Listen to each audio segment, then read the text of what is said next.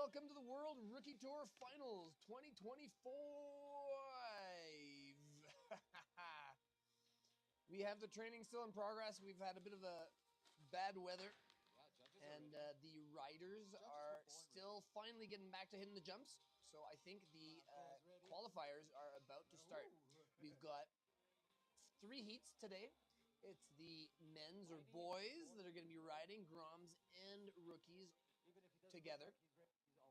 It's going to be an overall judging system, and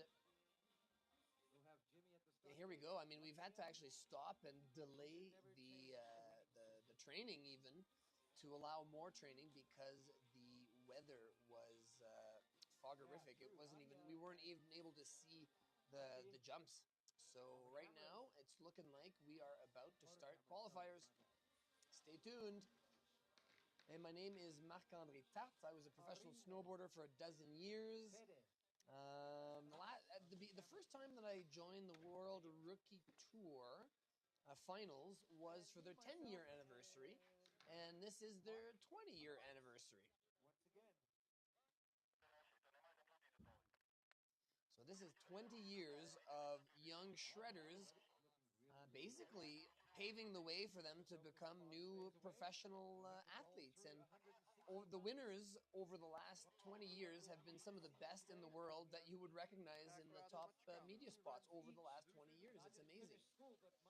It's really helped riders that wanted to maybe become snowboarders and maybe give it a shot to actually becoming the top-notch athletes that everyone looks up to. Yeah, as you can see, the weather is not too cooperative right now. Yeah, definitely looking pretty good now. There we go. We've got Chris Cab, our announcer, on site. And yeah, here we go. And I am the live announcer. In the past, we've done both together for the live shooting, and we were told that everybody at home wanted us to be more relevant in terms of what we were talking about because we weren't always seeing the TV screen. So here we go. So you see the judges on top. They are, there's some riders too, but you've got the coaches. Sorry, it's the judges, but the coaches on top, which are waiting for their riders to take runs and laps.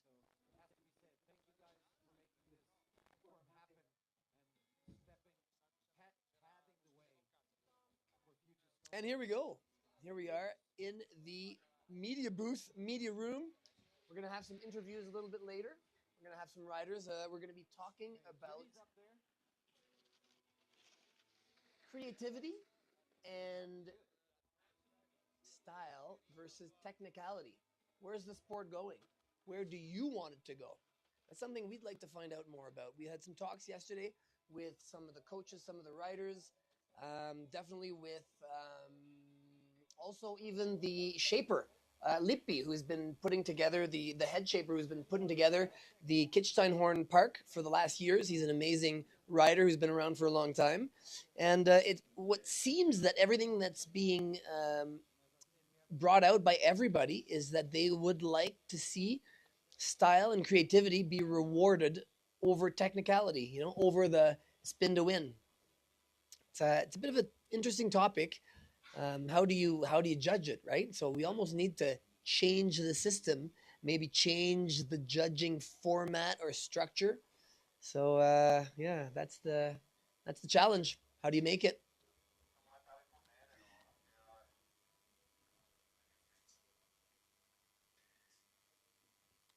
So yeah, we're still waiting. So I'm assuming, maybe I should get a radio going, but I'm assuming that we are waiting for the qualifiers for Heat 1 to start.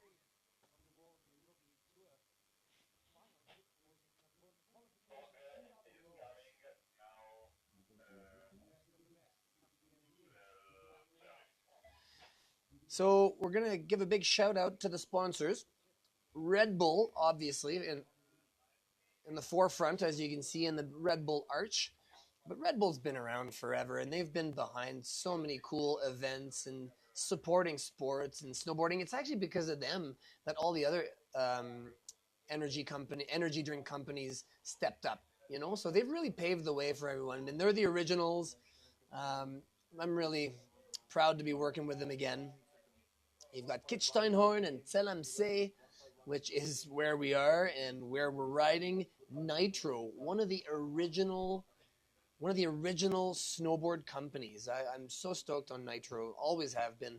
They were there since the 90s, from the very beginning. I still got an old patch. Oh, here we go. Is this reef? Yes. Okay, a little back three off. Oh, it's getting a little foggy. Well, looks, you can see the pixelation there. It looks like he's going for it. Oh, that looks a little bit better. Double cork. Nice! Was that a hand slap on the ground? Maybe we can, he's got fixing his, oh, here we go. Touched, yeah. So there's going to be penalties. We see it clean. We want to see clean landings. We don't want to be caressing the landing. That makes a big difference. Right on. So qualifiers has started. That was Reef from Switzerland. Reef Matt Hasla. Judges are not ready. They're thinking about it. It's their first qualifier. So this is basically going to set the standard for the rest of the event. So you got to get the first rider right, because everything will be a little bit better or a little worse compared to that first hit. So you got to make sure that you score correctly. Next up from Czech, Oliver Stasny. Another back three out. Yeah, nollie on that knoll. I was telling everybody to do that yesterday. Awesome. Stoked to see.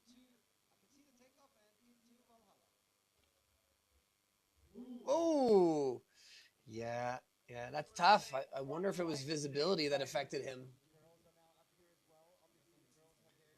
I definitely like that front flip. And by the way, we normally have an amazing course here in Kitzsteinhorn every year with 2 jumps and 4 rail features at least. And this year we have had such an incredibly bad snow year that we've had to basically take it down to a rail option and a jump option. So 1 jib and 1 kicker. That's our limited slope style for this year, but it's still fun. It still allows people to figure out their speed, and there's that little knoll in between.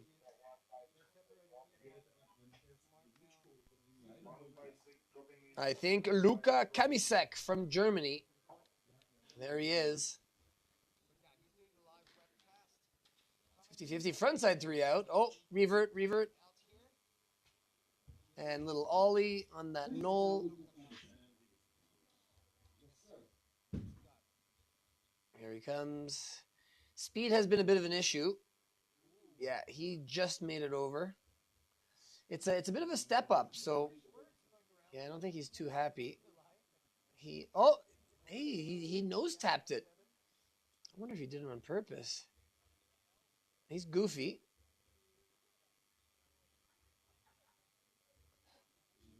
Well, he stomped it.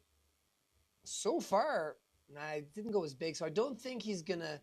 I think that Reef is gonna score higher, but I look forward. You guys get live scoring. I don't have the live scoring in front of me. That would be nice, actually. We could discuss more what people are gonna try. You see that white beanie there? That's the French coat. Matt. He's always there. He's always full of motivation, always happy, quite tanned as well. He's always on the knuckle with his big team.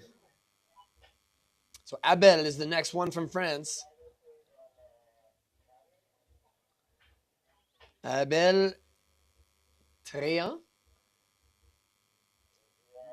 Et pour ceux qui écoutent de la France ou du Canada, mais aucun Canadien, ce serait certainement ceux qui écoutent de la France ou peut-être de la Belgique. Je suis québécois. Ma langue maternelle est le français. Mais malgré ça, je vais essayer d'animer en anglais because most people in the world speak English. But I'll try to announce the Frenchies in French if possible. Okay, Abel. 160.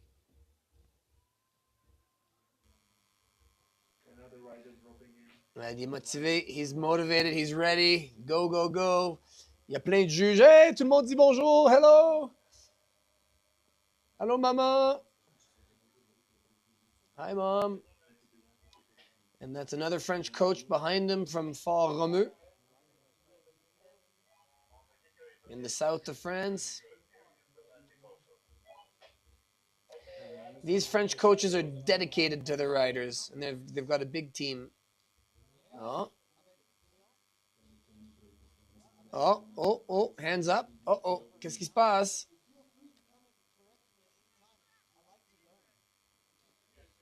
Double cork. 10. Ah! Presque atterri. Pas trop heureux. Ah, un petit switch up sur le rail. Et pas trop mal. Et puis, un petit peu sur les talons. A little too much on the heels. And yeah, you can't see the course from there. So the coaches need to have somebody tell them what the riders did because they can only see the rails from the first drop in. And even for filming, this was an interesting setup. It was a little tricky. We had to put...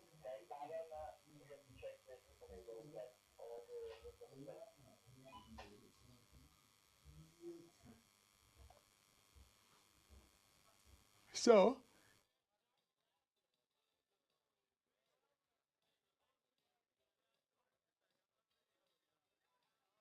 The boss knows. The thing is, Helsinki is so clean.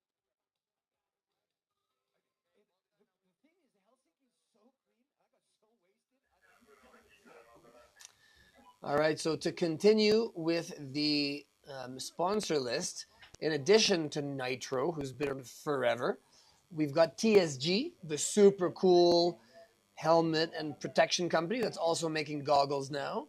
Blue Tomato. Oh, 165. Dennis from Finland. Oh, yeah. He is on. Oh, yeah. Okay, he's on top of it. He's popping off that knoll. Yeah, we've got difficulties with visibility. That's why the image is so pixelated. Yes! Stomped it. And that's it. That was nice. Well done, Dennis.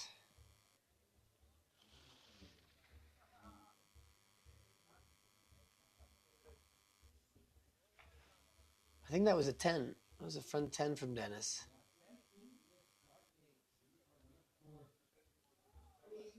167. That's Emil aus der Schweiz. Sometimes there's Frenchies from Switzerland, but I think they're mostly German-speaking, the ones at this World Rookie Tour Finals. Emil Hoppe, regular rider, number 167.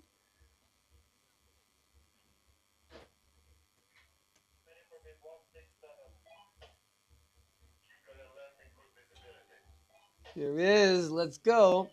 That's the tough part, you know, when you're riding and you're told, okay, now you go. You're not really in the flow, so you really have to be ready and call it and make it happen at the very right moment. Frontside board slide, 270 out.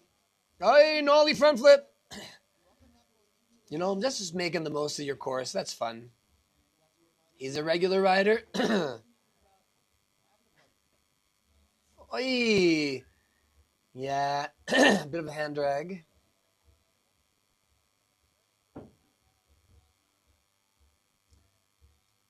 He got it, but not the best style getting out of it.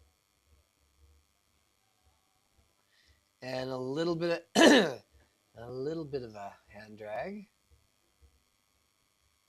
Still decent run actually. He's gonna score acceptably with that.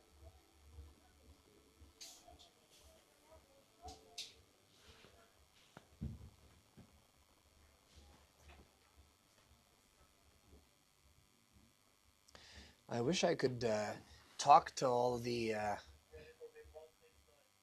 riders and or the coaches and try to get them to move things along a little faster. Here we go, 169, Mille. Yes, nice 3 off the donkey dick. Oh, nice. 360 nollie nose press or nose press 360. Heel rider, yes. Straight double cork 9. He got it. That was clean. That was switch on, 360 off.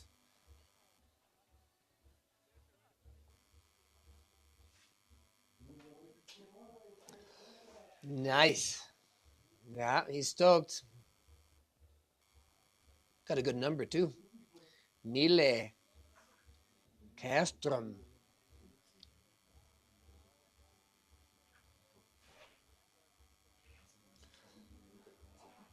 It would be nice if the score was posted on this actual screen right now as well. Oh, here it is. Yeah, Dennis, Emil, Reef, Luca, Abel, Oliver. So, what about our Mille? Didn't get scored yet. He might be up there. If we leave this on there long enough, we might actually see if he bumps Dennis out of first place.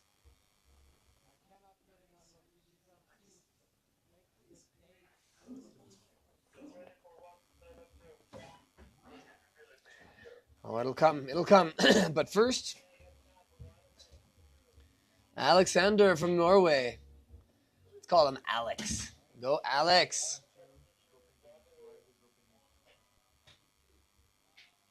Alex is on fire. There we go. Nice. Yeah. Nose butter. Backside nose butter.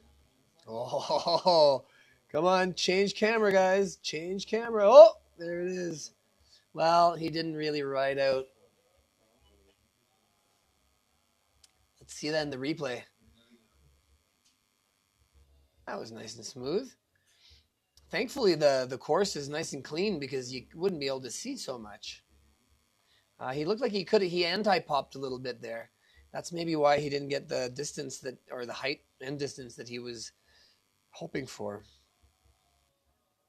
Anti-popping is when you are absorbing the jump instead of popping off the jump. See, he kind of leaned into it instead of jumping, using his legs like trampolines.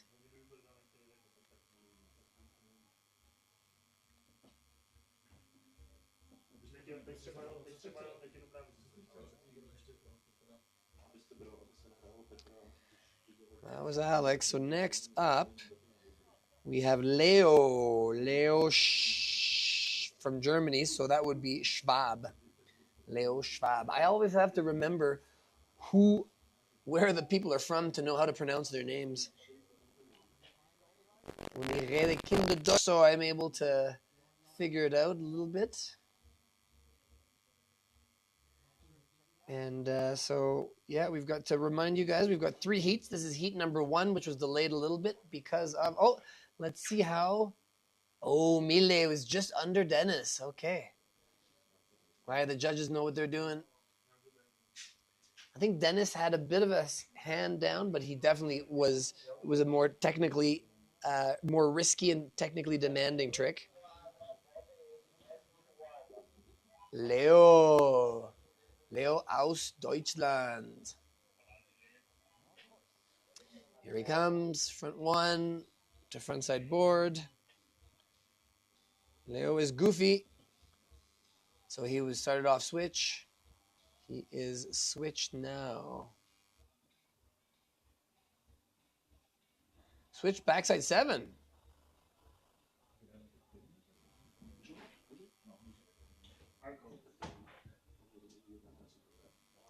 So that was frontside 180. To switch frontside board. How did he switch around? Oh no, that was switch frontside board, so he just kept going switch. That's right.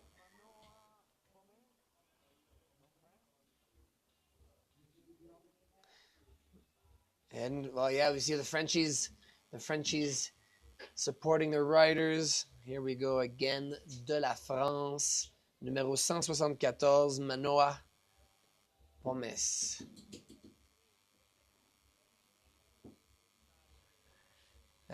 Big thank you for Red Bull, Kitzsteinhorn, Telamse, Nitro, TSG, Blue Tomato, making this happen. Et on a notre Français, Manoa Pomes, Goofy Rider, Bib 174, qui est le prochain.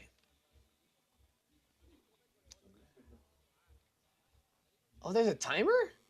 That means that we have 3 minutes, 30 seconds left? That's interesting. I doubt that there will be enough time to run everybody.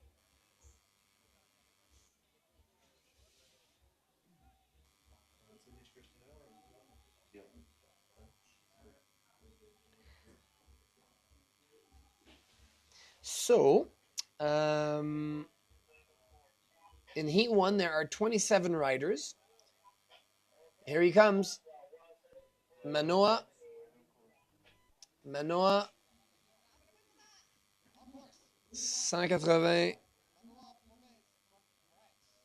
C'est un Goofy Rider.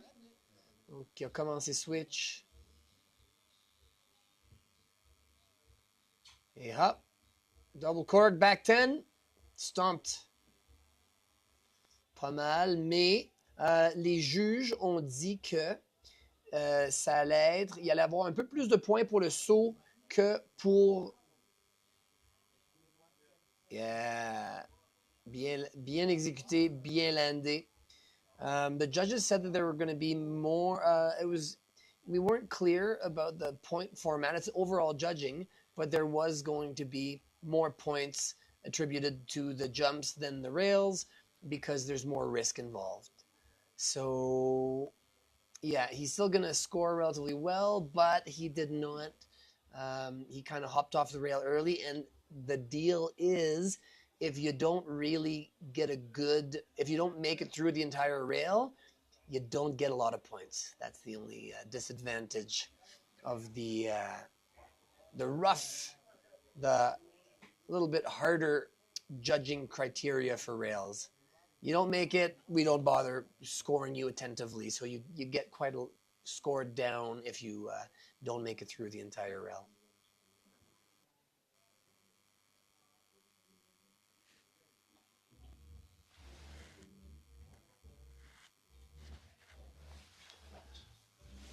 I just want to drink something quickly.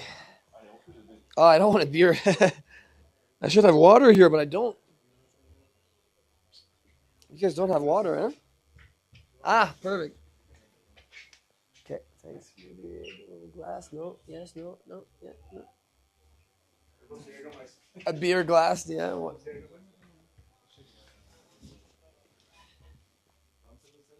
Okay, go for it. All right. So that's Matthias aus Österreich. 360 off.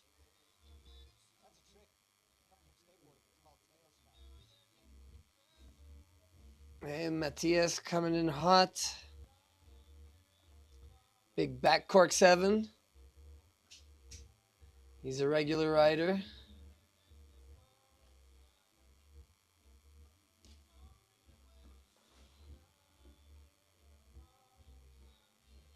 Nice.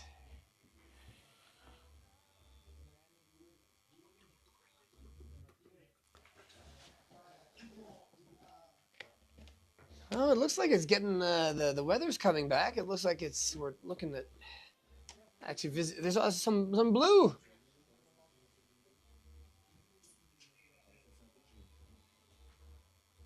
Nice to see the riders stretching, warming up. Ah, de la France encore, nous avons Timo Villard. Timo Villard.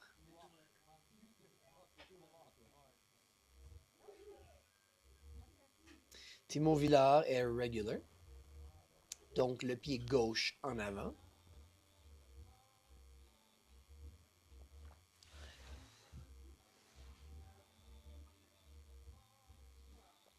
Et pour ceux en France qui écoutent, j'ai été un snowboarder professionnel pendant une 12aine d'années. J'ai poussé les limites du sport. J'ai été chanceux que mes limites personnelles étaient les limites du sport pendant quelques années. Et le voilà, Timo. Yeah!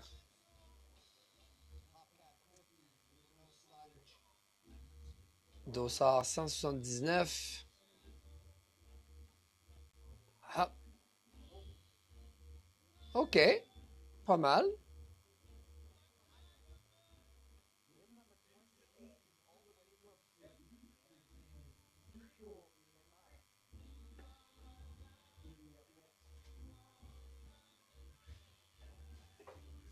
Yeah!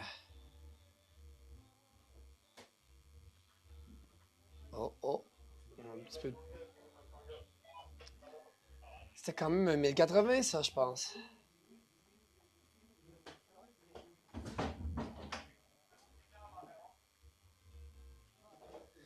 So, I believe that... Oh. I think the idea is to not hang out on the Red Bull archway.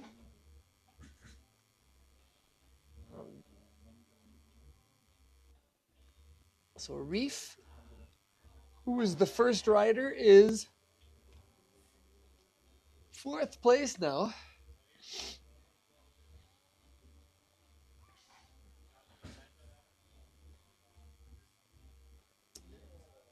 One of my favorite things of snowboarding is that, and freestyle snowboarding obviously, is that you get to have a good time, and this is really this really comes back out in the World Rookie Tour Finals. It's something, it's really special. I've been doing this for many years, being the speaker here, and it's like a pardon me, it's like a family away from my family. I feel like I feel comfortable. I've experienced so many things with everybody that's running this. It's really an event that's from snowboarders for snowboarders. The media guys that are filming this were somebody that I was riding with back in the day that I looked up to. It's amazing. It's really great. It's really a good vibe for these guys to learn to project themselves into the future. Nico from Slovenia. Yeah, 360 off. He's a goofy rider, so coming in goofy.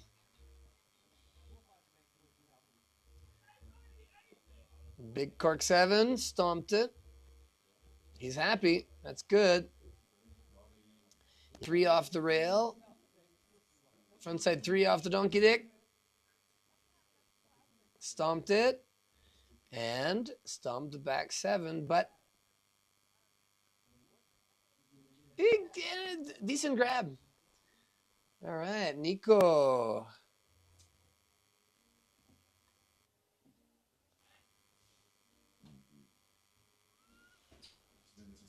And next up, aus Deutschland, we have Aris.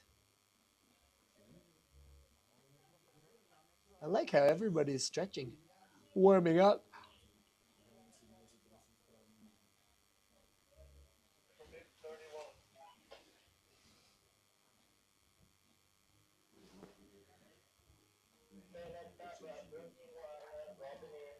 Aris from Germany.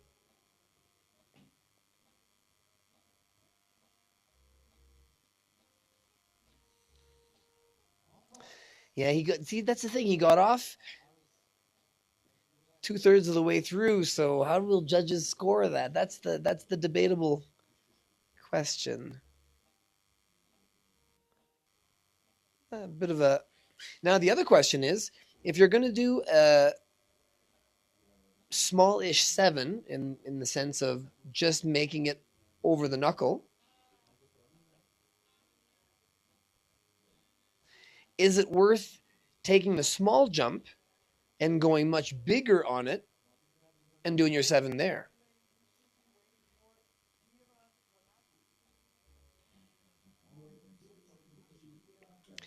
I'd like that our commentating was not split up, because I always like bantering back and forth with Chris Cab. We started the practice and we were chit-chatting together with both a mic in hand. He's a spunky one, that Chris Cab. If you guys are ever around in the World Rookie Tour Finals, you usually hear me and him discuss all sorts of interesting topics.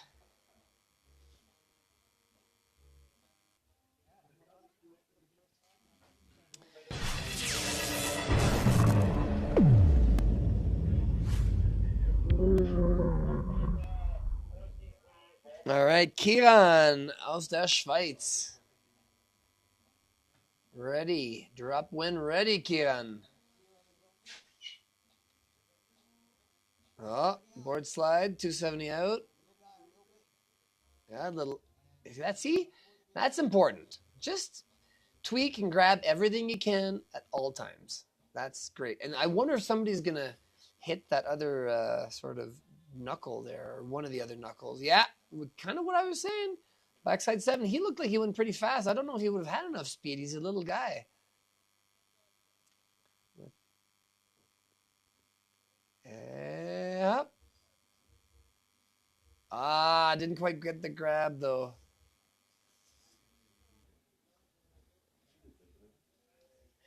And the other thing, too, is the camaraderie. It's what's amazing with the World Rookie Tour Finals is that you got people from all over the world.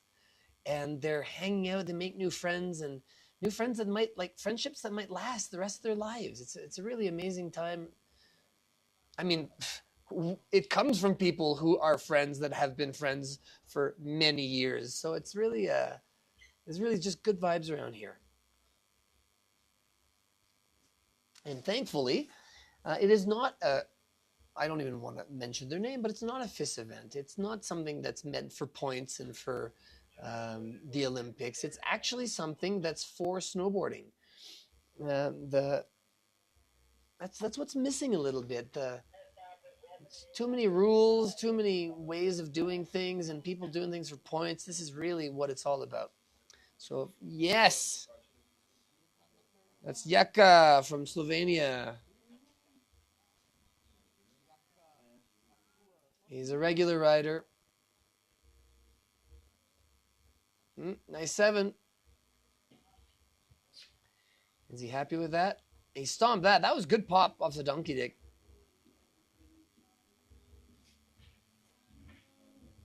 Well, touched it with the fingers there and then re-grabbed it, so that was okay.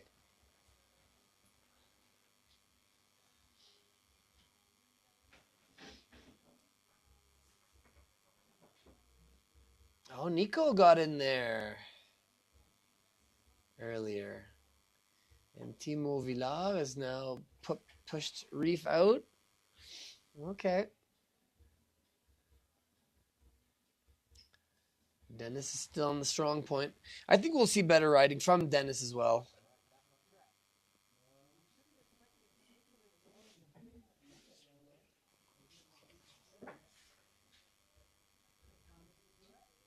All right. Finn, I believe, is next. Nummer 67 aus der Schweiz. Oh, he's thinking, he's spinning. You can see him. Yeah, see, that's the tough part. When you're in an event and you're waiting, it's hard to have events that are made with jam formats, but that's when you really have, I think they're more fun to watch. They're harder to follow maybe because people don't know who's riding, and it's hard for the camera people to put a name and a number, and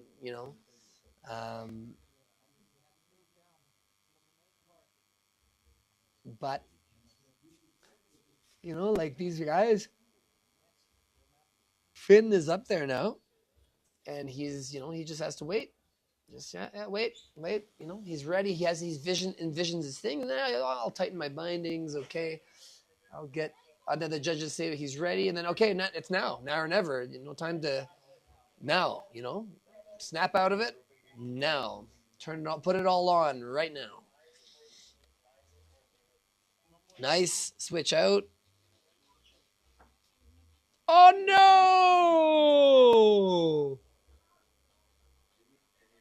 no! I would actually probably hike up, but I don't know if you're allowed to do that.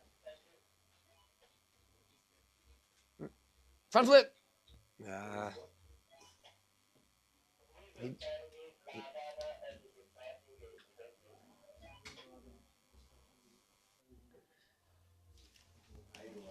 That's too bad. That's too bad. But it goes with my point that you can be in the flow and ready to go, and then all of a sudden you just have to wait. You get cold a little bit, and then they tell you now's the time, whether you're ready or not. Hey, Bence from Hungary is next. Number 185. Yeah, all the way down. See, that's worth it. Yes, a little nollie. Okay, he's going on the small side. Okay, I thought he was braking. Nice, see? Yes. Oh, little tap, but he landed everything. He got an extra hit on the landing of the knuckle. He got all the way to the end with a little board slide at the end of his 50-50. So if he only grabbed that a little bit longer, that would have increased his points a lot, because the overall impression, and there's more value on the jump. So yeah, that would have been the way to increase that score. But nicely done. Go Hungary.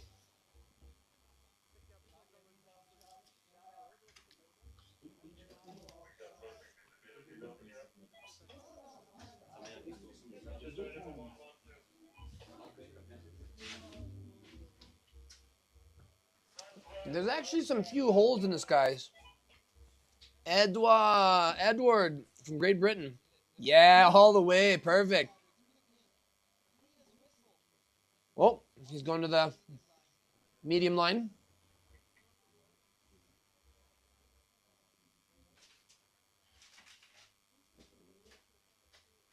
Another backside three.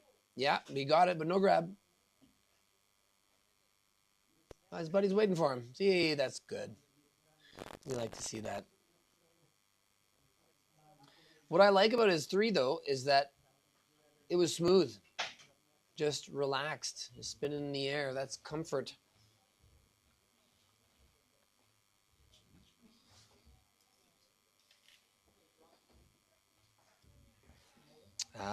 Next up, Patrick Ilut from Romania. He is a skateboarder as well.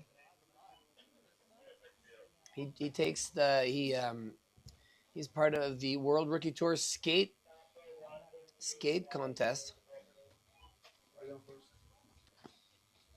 Yeah, 260 out, 270 out. Oh, it's looking sunny. Nice. Yeah, awesome. Back cork 7, but did not stick it. Yeah, he's got the rail skills like a good skateboarder. Even grabbed it. Just didn't cork. Just didn't cork enough, actually.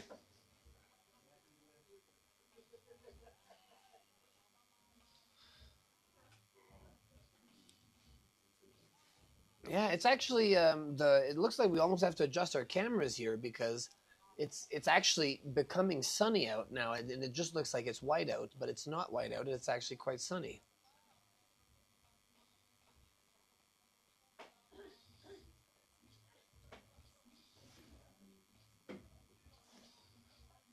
We can't really tell the snow now. Is that a... the question is that a camera adjustment or is that a in-studio adjustment? Tibe Kaiser! Yeah, he's got an Austrian coach. He's got a... Jakob's an amazing Austrian coach. Yeah. All right. Little tail butter. Butters when you press your nose or your tail. Oh, and the big jump. Yeah, stomped it. Yeah, board slide, the 270 out. That was good.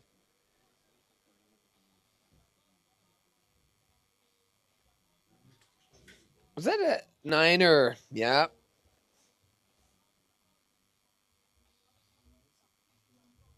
He's a goofy rider.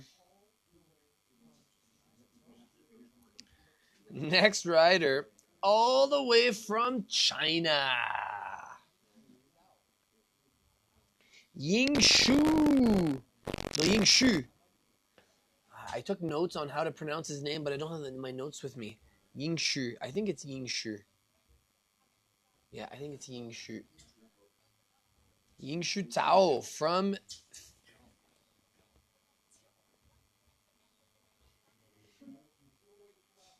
I'm not sure I agree with your pronunciation, you guys. Yingshu is... Yeah, he's part of a big team. There's quite a few Chinese. It's nice to see them. Go Yingshu. Yo! Nice one. Oh, does he have enough speed? The sun is actually out. Can't tell with the way the camera looks, but... Oh, yes! He did Handereg, though.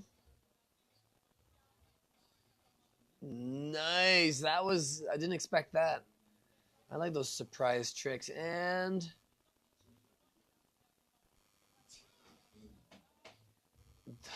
double cork frontside 10. Sick.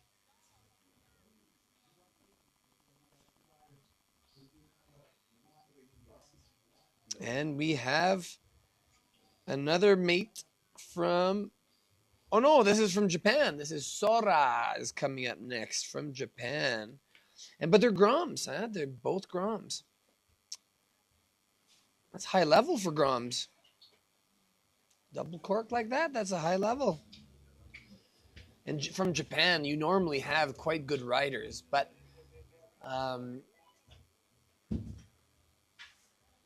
let's see what the Groms are like this year.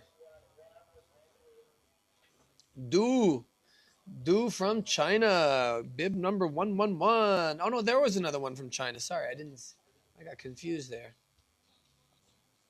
Yeah, Du is going for the medium jump.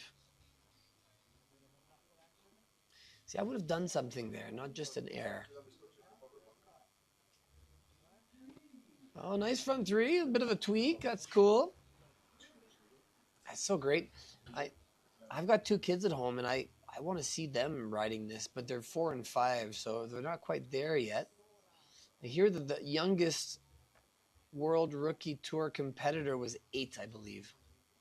So we got a couple years, but I'd like to take him here. So my kids need to start jumping soon. Well, they actually are jumping. It's just that I'm with the 4-year-old, my 4-year-old daughter, and I'm just sort of behind her, so beginners don't smoke into her. She's so small. And then my 5-year-old son is just going for it, jumping off everything he can. I don't get to have him follow me unless we go riding as a family. But I'm usually taking them riding by myself. Here we go. Yeah, Sora from Japan. Yes, as I was saying, the Japanese. Sora is a Grom. Ow! Yeah, stoked. That was perfect. Ooh. Yeah, that was amazing. I think that's going to take it. I think that's going to take it. I love the Japanese contingency, always surprising, always being on top of it. Makes you understand why Japanese cars are so good, huh? They're just a culture that is on it. Yeah! Sora made it all the way to the first spot. And now from Austria, David Frankhauser, regular rider.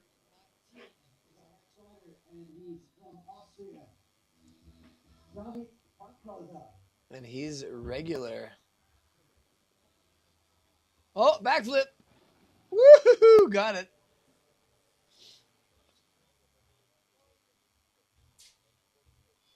But he didn't. He kind of came off a little early on the rail, so that's gonna lose him some points there. And the toe edge landing on the backflip as well. But he didn't fall. All right, last rider from Hungary, Yuchen. Yuchen is a rookie. So our list of riders are born from basically more or less from in this heat at least 2008 to 2012. Yeah, here he is, Yuchen. Nice 270 out. Oh, he's hitting the medium line. He's a rookie. Yeah, there's the rookies or the Groms. They can hit either the big jump or the small jump. It's really a question of how much speed they're going to get. Oh! Yeah, he's a goofy rider, and he tried his back seven but didn't quite get it. There he is. Wow. I think he needs to. He went pretty big, actually. All right, so that's it.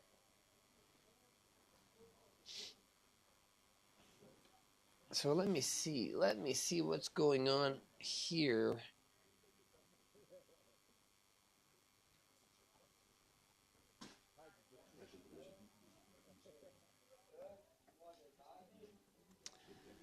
So the big question is, what are we doing now in terms of? So that was the whole heat, the whole slopestyle qualifications for heat one. Are we just doing? I'm gonna find out, and I'm gonna get back to you guys. Of course, I'd like to say a big thank you and a shout out to all the coaches and all the parents who travel with their kids, take that iPad away, get them off the couch, and send them up the mountains to go shred. So a big shout out and a big thank you to parents and coaches that still believe in sports. This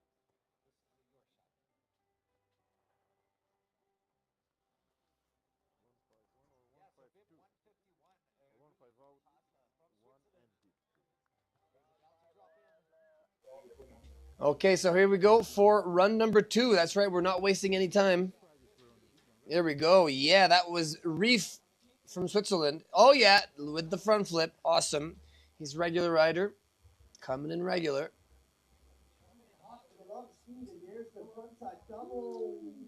Oh, he's stoked.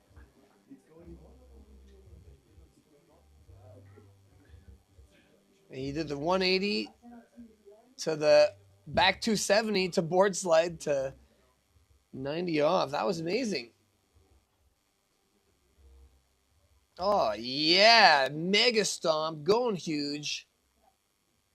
That's what we like to see. Yeah, I knew Reef was going to be pushing it and could go higher. Only question is, who's he going to beat? Oh, Yingshu also got in there. Ooh, everybody. Dennis got bumped down. I think he's going to bump out Dennis on that one. Guaranteed, actually. Because Dennis had that little hand drag, I believe. I may be wrong. Remember, I am not a judge. You got Jimmy there, looking good in the sunlight. He's the one under the Red Bull. He's one of the co-founders of the World Rookie Tour. He's from Italy. And it's a great event. It's a great day. It's actually sunny out. Oh, look at that. We can see the sun. We feel like we should adjust the white balance, but so maybe we should contact the filmers, huh?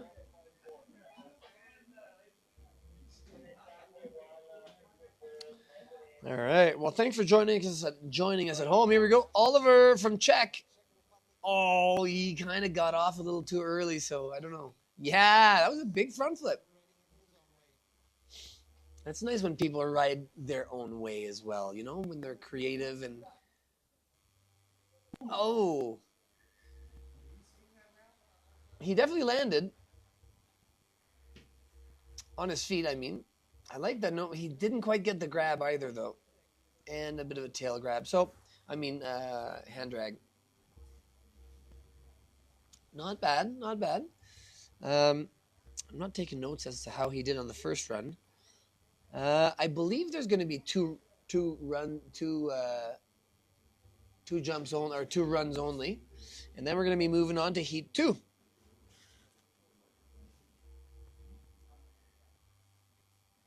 It's actually sunny now. This is good. This is good weather.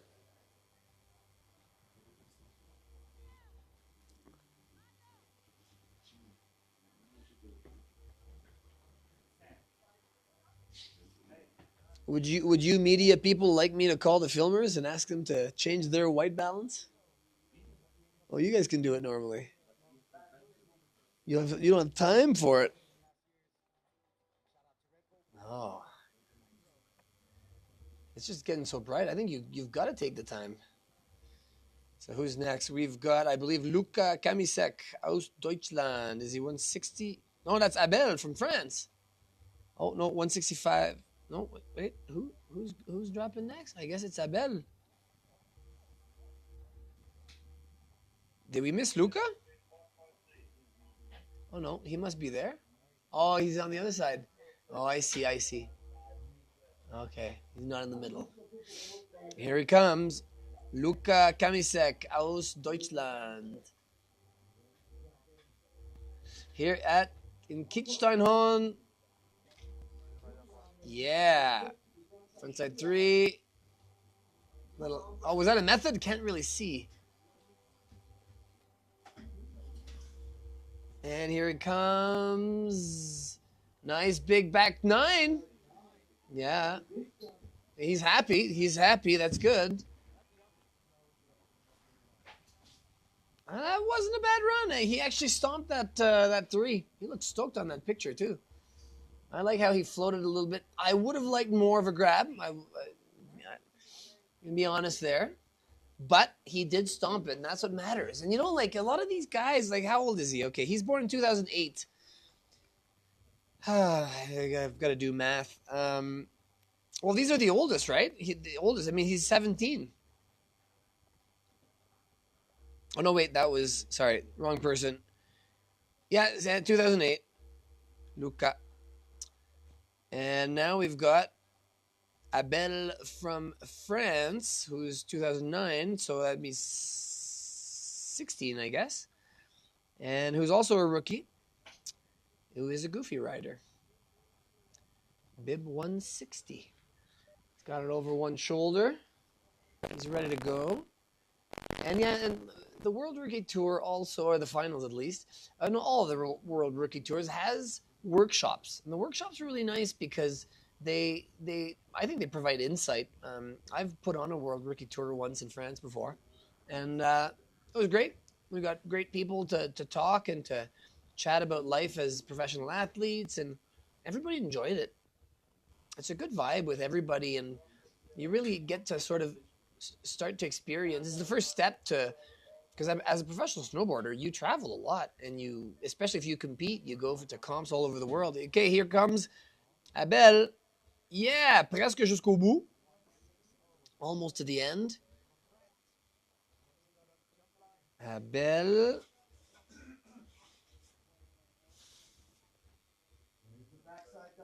Yo! Avec un effet brouette. The wheelbarrow. Mais ça, c'est bien, là. Presque jusqu'au bout. Almost. I actually got it right to the end. That was good. And the nice double back cork. That wasn't back cork. That was front cork. Ah, c'est dur à regarder des fois, à suivre quand je regarde mes notes.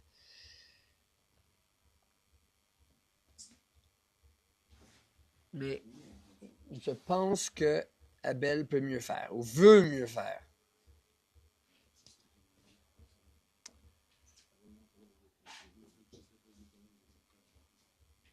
Ah, Reef. Sora. Yeah, Sora just killed it. Reef did really well. Ying Shu, third place. Okay. That's exciting. Yeah, come on, white balance, guys. Make some magic happen. TV? So that means that people at home will see this less white balance than I am? Okay. And that's Dennis again. Oh, yeah. Dennis has his makeup chance now. He doesn't look too motivated. Yeah, exactly. He knows.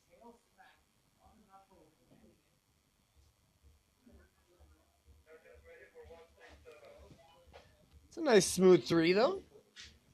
Nice smooth frontside 3.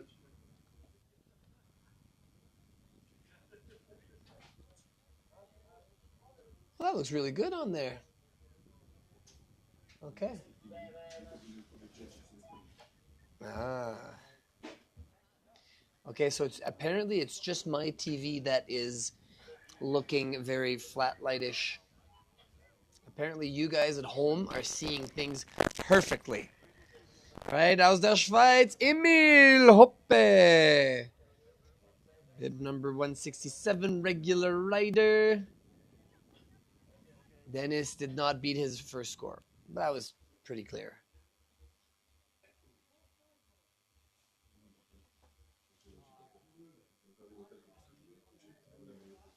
Ah, what a beautiful day it's turning out to be. That's a little bit wide out.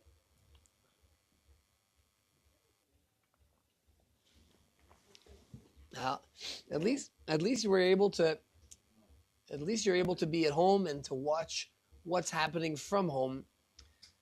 We're happy to share this with you around the world.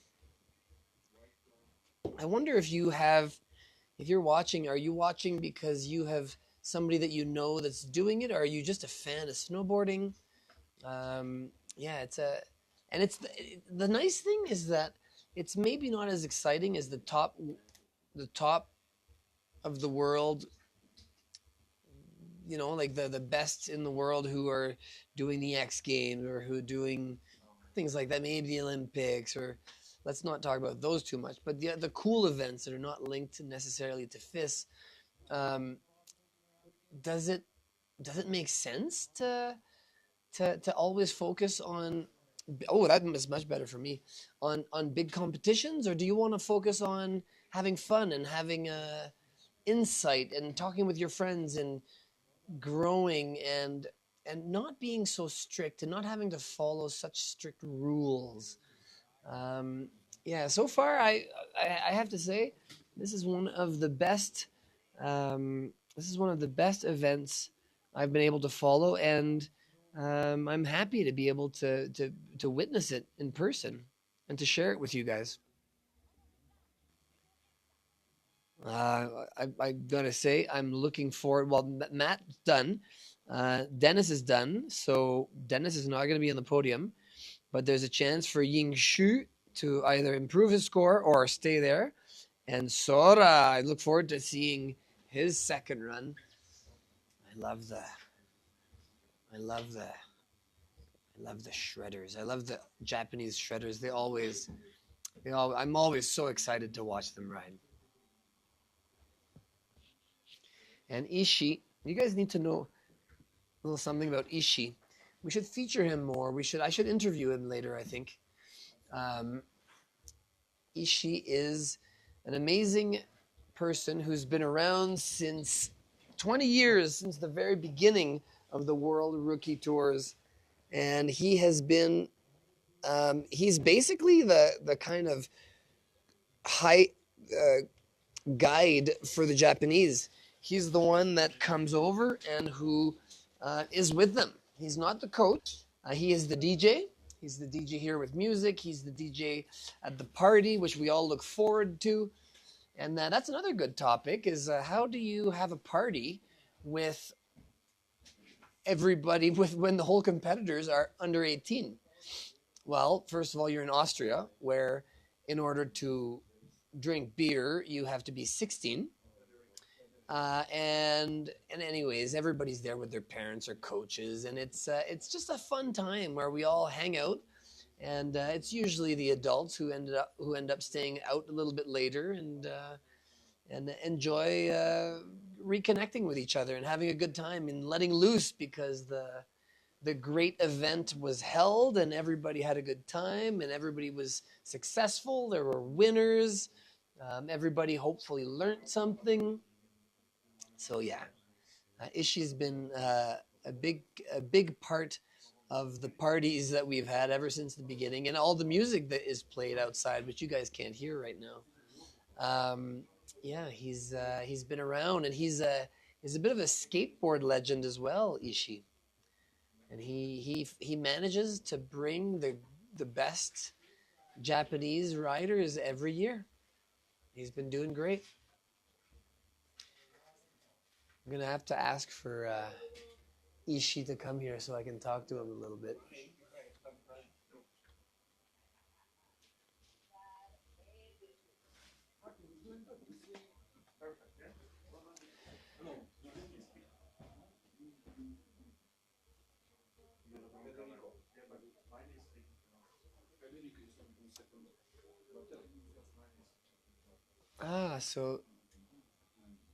So the DNI. Okay, so as you can see here, number 4, Dennis from Finland, got a 78. But why is he number 4? Is he ranked number 4 now? Yeah, he is. Okay, Dennis, his first score was 78, and his second score, as you can see, it says DNI. The DNI, it's the way for the judges to be quicker with the judging. If you did not improve, you have a DNI, did not improve, and then they don't have to actually give you scores. You just didn't improve, so there's no question. And then that should allow the next riders to come up a little faster.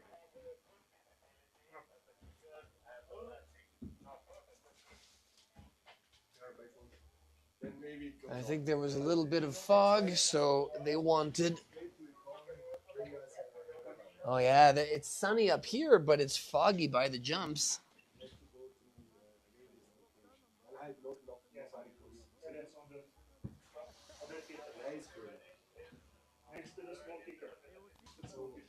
Okay, so we are on standby for visibility. Yeah, there it is. I mean, once you get there, you'll see where you're going, but you have to just trust. You have to...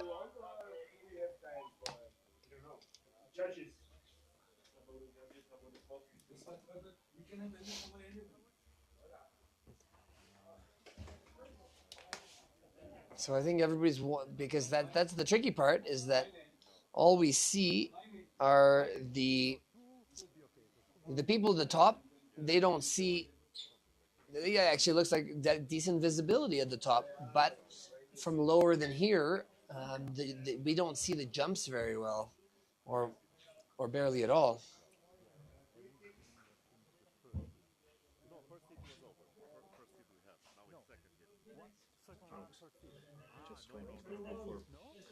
Oh, so it seems that we've got a claim for a double 16 for a second run for Alex from Norway. Where did he claim that? Where? Oh, on the YouTube channel. So if you guys are watching this on YouTube, apparently there's a claim. So what? He did it, or who's claimed it? Oh, some radical rider from Norway has claimed a double 16. Woo! Let's see. Only one way to find out.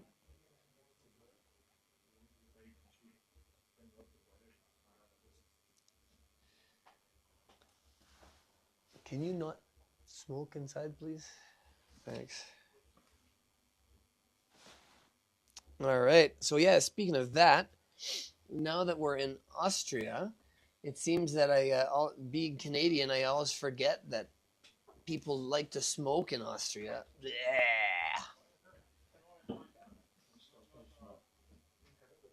Yeah, in Canada, we don't smoke like you guys. Yeah.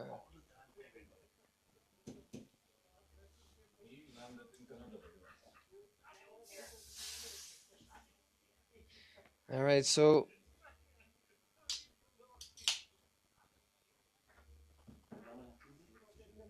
Alex, huh? Alex is somebody claimed the double 16 for Alex. Radical.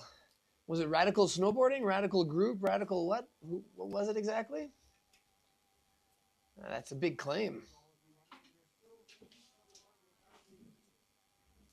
So we've got Emil from Switzerland who's waiting. Oh, look at that. Looks foggy all of a sudden. Oh, there you go. It's full of snow. Haha. Oh, that was different. Oh, it depends cameras. Oh, so it is foggy then. Oh yeah. Oh no. Can you guys show what we see from here? Can you show the jump, like how we can't see the jump? No, we can't switch the camera lenses or the cameras around. There's no camera that's shooting down, huh? Hannes, can you please show your view down to the kickers? Turn it around down slowly. Turn it around, Hannes. Turn it around.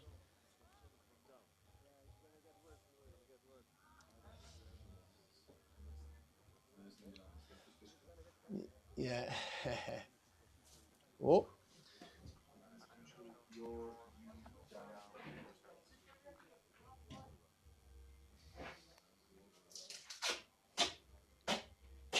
There we go. Turn it around, Hannes. There it is. Here we go. This is what we're looking at. And normally there's a jump there. We cannot see the jump whatsoever right now. So that is why we're on hold.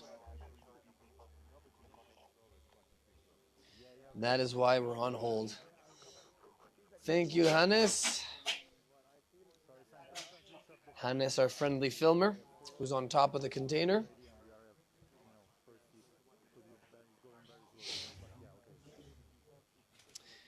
That's interesting because right up here, I feel that there's sun hitting us, but not so much down there.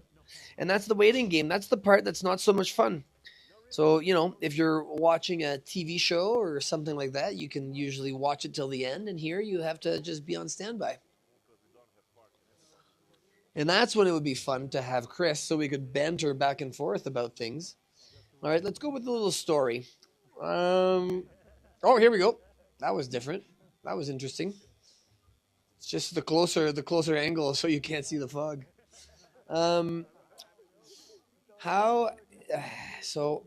What's the difference between how snowboarding was back in the day and how it is now? Some people think or have told me that I've lived through the golden ages of snowboarding. And but now let's talk about people who are in the current parts of snowboarding. So, yeah, I know. Hi. So we're gonna have a little chat with our Swedish coach here. Hi. You want to introduce yourself? Yeah, we're up here. Yeah, my name is Johan Vogt, and I'm the coach at Sweden. So how in do the you school in Sweden? Yeah. how do you pronounce your last name? Oh, you're funny, man. Vogt. It's Okay. actually a German name, so yeah, So it's, they would know down here. so it's Vogt, not because it's Yeah, Vogt.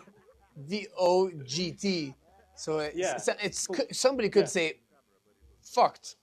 yeah, yeah. You've done that a couple of times. Okay. And so did Miney talk to you about what you'd like to be talking about here, or is it up to me? No, it's up to you. Awesome. Yeah. Okay, so what I'd like to discuss is we've had a bit of a talk yesterday about it. I've talked to people about it here as well. Creativity and style Yeah. versus technicality, spin to win kind of thing. Yep. How should the system be? I would like to say it's all about the grabs, like proper grabs with tweaks, Yeah, not holding your legs. yeah. I think that's important. Is that enough? Mm, It definitely helps. Well, because people can have style when they go like really big spins as well. A lot of people have.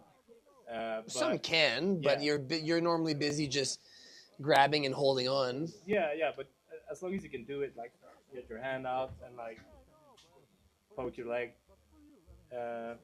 usually looks good, and for sure it gets harder on the bigger spins.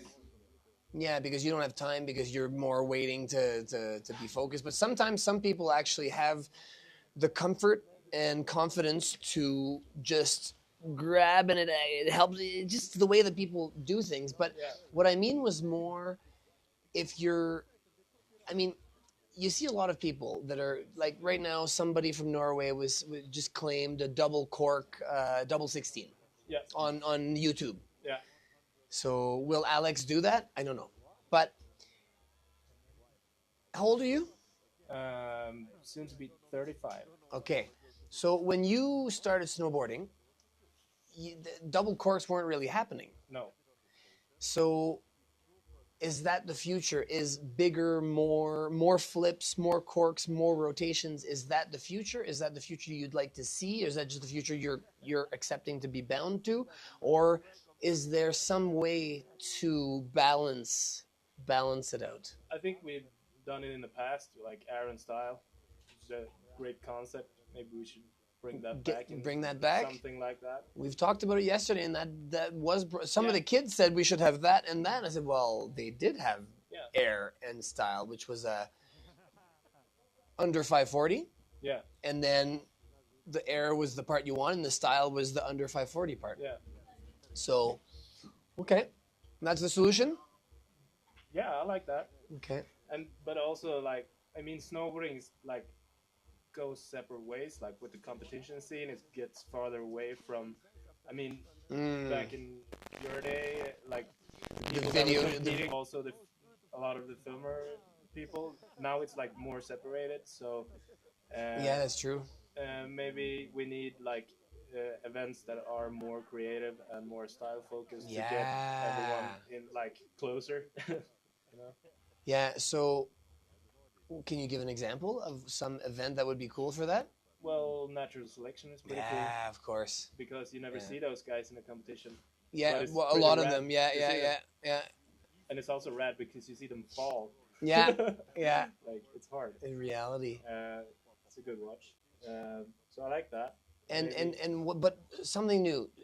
Talk to us about something new that would be a way to incorporate like a different type of event that would allow for progression and that would allow for style and creativity without being just the simple typical huck until you land or spin to win. I don't mind like the smaller courses. You go to a competition and the bigger, like the jumps are a bit smaller because everyone is just they dare to do the things that are like. If the jumps are really big, people will do their 2 or 3 tricks that they always do. Like if the jumps are a bit smaller, often you see more progression in the comp and people learn stuff during the comp and dare to do like new stuff. So you don't think that there'd be a way of having just a different format, a different format that would, you talked about, because I remember, like, if you think of you brought up a good point of people that are that were filming, and that, Yeah. like, at the beginning when I was writing, you're either sponsored in video parts or you were sponsored by competing. Yeah. It was one of the two, and so what about incorporating the filming aspect somehow? Yeah, like filming during the contests. Like you have a No. or Video contests. yeah, that's good. You know what I mean? Like, so you're filming a video part, and you have, I don't know, you have a certain amount of days, and during those days, you can do whatever you want, Yeah, and you've got the time, and it's got to be the 2 or 3 or whatever riders, Yeah. and you. I love that. Yeah. Cool. So, Is it? The spring battle is a filming. It's a filming. yeah, Look yeah, at and that. also like battles in natural selection, and there's a bunch, I guess, that do it, but maybe, yeah, I get that. Maybe I'm not paying attention enough of what's going on around me. No, but you could do more, I guess. Yeah. So, being from Sweden, have you been involved, or did you hear about, when you're talking about battles, the battle? And Yeah. yeah, Used to go there when I was a little kid. Yeah? Yeah. I've Awesome setup. I've never gone, but Yak was sharing things on social media recently about it. Yeah, shout out to Jakob. It's nice to see things of the past that felt like it was more. I want to say from snowboarding for snowboarding, but it's hard for people watching who maybe have kids that are, from basically teenage kids competing, to hear us talk about this. And what's the difference between an event that's made for points, a FIS event for points, and something like the World Rookie Tour? It's made by snowboarders. And yeah, I know it, but what do you think they understand? Yeah, well, I think people in snowboarding has to be more conscious, like, to make events. We have to make events. We have to, like, because like snowboarding culture is like a precious thing that you gotta take care of. And it's not gonna just, people are not gonna just give you an event like from nothing. It's hard work. So like everyone should be involved and try to make an event. Because like the raddest events are the snowboard like events that are done by snowboard people. Yeah. So does that mean that there's not enough of them anymore? Yeah, kind of. Yeah. Yeah, I think so. Okay. So are we moving? Are we doing something? There's somebody in front of the camera I there. think my rider's dropping. You think so? Yeah. Well, normally we should be. Are we moving, guys? Is anything happening? No, not really. Okay. Cool. So you should go then. Yeah. Well, thanks for your time. Yeah, thank you. Much Yeah, appreciated. So Yeah. you're motivating me to, because there's no Canadians here. There's no Canadians. There's no, basically Canada Snowboard does not put on, because I think it's a thing with FIS points. Yeah. They believe in the FIS points, and they want FIS, focus their riders to focus on FIS. And so I think you've just inspired me. I think I'm going to put on a World Rookie Tour in Canada Yeah, let's do it. and take some I'll come. Canadians. I love Canada. Sick! Yeah, I love it. Okay, well then it's going to be in BC, Yeah, because that's where I okay. live. Where do you live? In Squamish, in between Vancouver and Whistler. And I'm gonna I'm gonna enter my kids, which are 4 and 5, and Yeah. so hopefully I'm gonna have some really small jumps. Can I sleep on your couch? Please, Yeah. please, Let's with do the it. team. Yeah, we'll come. Perfect. My kids are gonna be stoked, Yeah. but they might not let you go though. They might want to jump on you, and they might not let you No not sleep. let you leave. No, Oh. you should be able to sleep. Hopefully. Cool. Yeah. Well, thanks, and good luck with your get your riders ready. You need to do, Yeah. so. Do you take the time to be with them, or are they good? Can they fly with their own wings? Depends. Right now, it's kind of good. It's good now. Yeah. Yeah. Yeah. My rider just stomped a good round, so he's feeling good So now. he's still. He's Wait, gonna do his second. who was it again? Mille is about to drop, I think. Yeah. When the weather gets better. Yeah. Emile did pretty good. Can we put the score? The score? Yeah, here we go. Emile, he's fifth. So he wants to bump up now. Yeah, he wants to bump up a little bit. So He was a little bit short on the jump. Yeah. So he knows what he's doing. Yeah. He's ready. Yeah. He doesn't need you right now. I was just up there. Will And then the clouds roll in. Will it help him to see you there? I don't know. We have to ask him. Maybe someone thinks I'm annoying. Yeah. I can imagine. But sometimes it feels good to have the just the familiar face and the coach. You know he's there, and even if you're not doing anything, just the presence. Sometimes I feel. Just want him to be confident when they drop in. Like not really any technical stuff. No, he's got that. Yeah. Just there to do it. Yeah. Okay, well, go get him some comfort. Yeah. See you later. Thank you.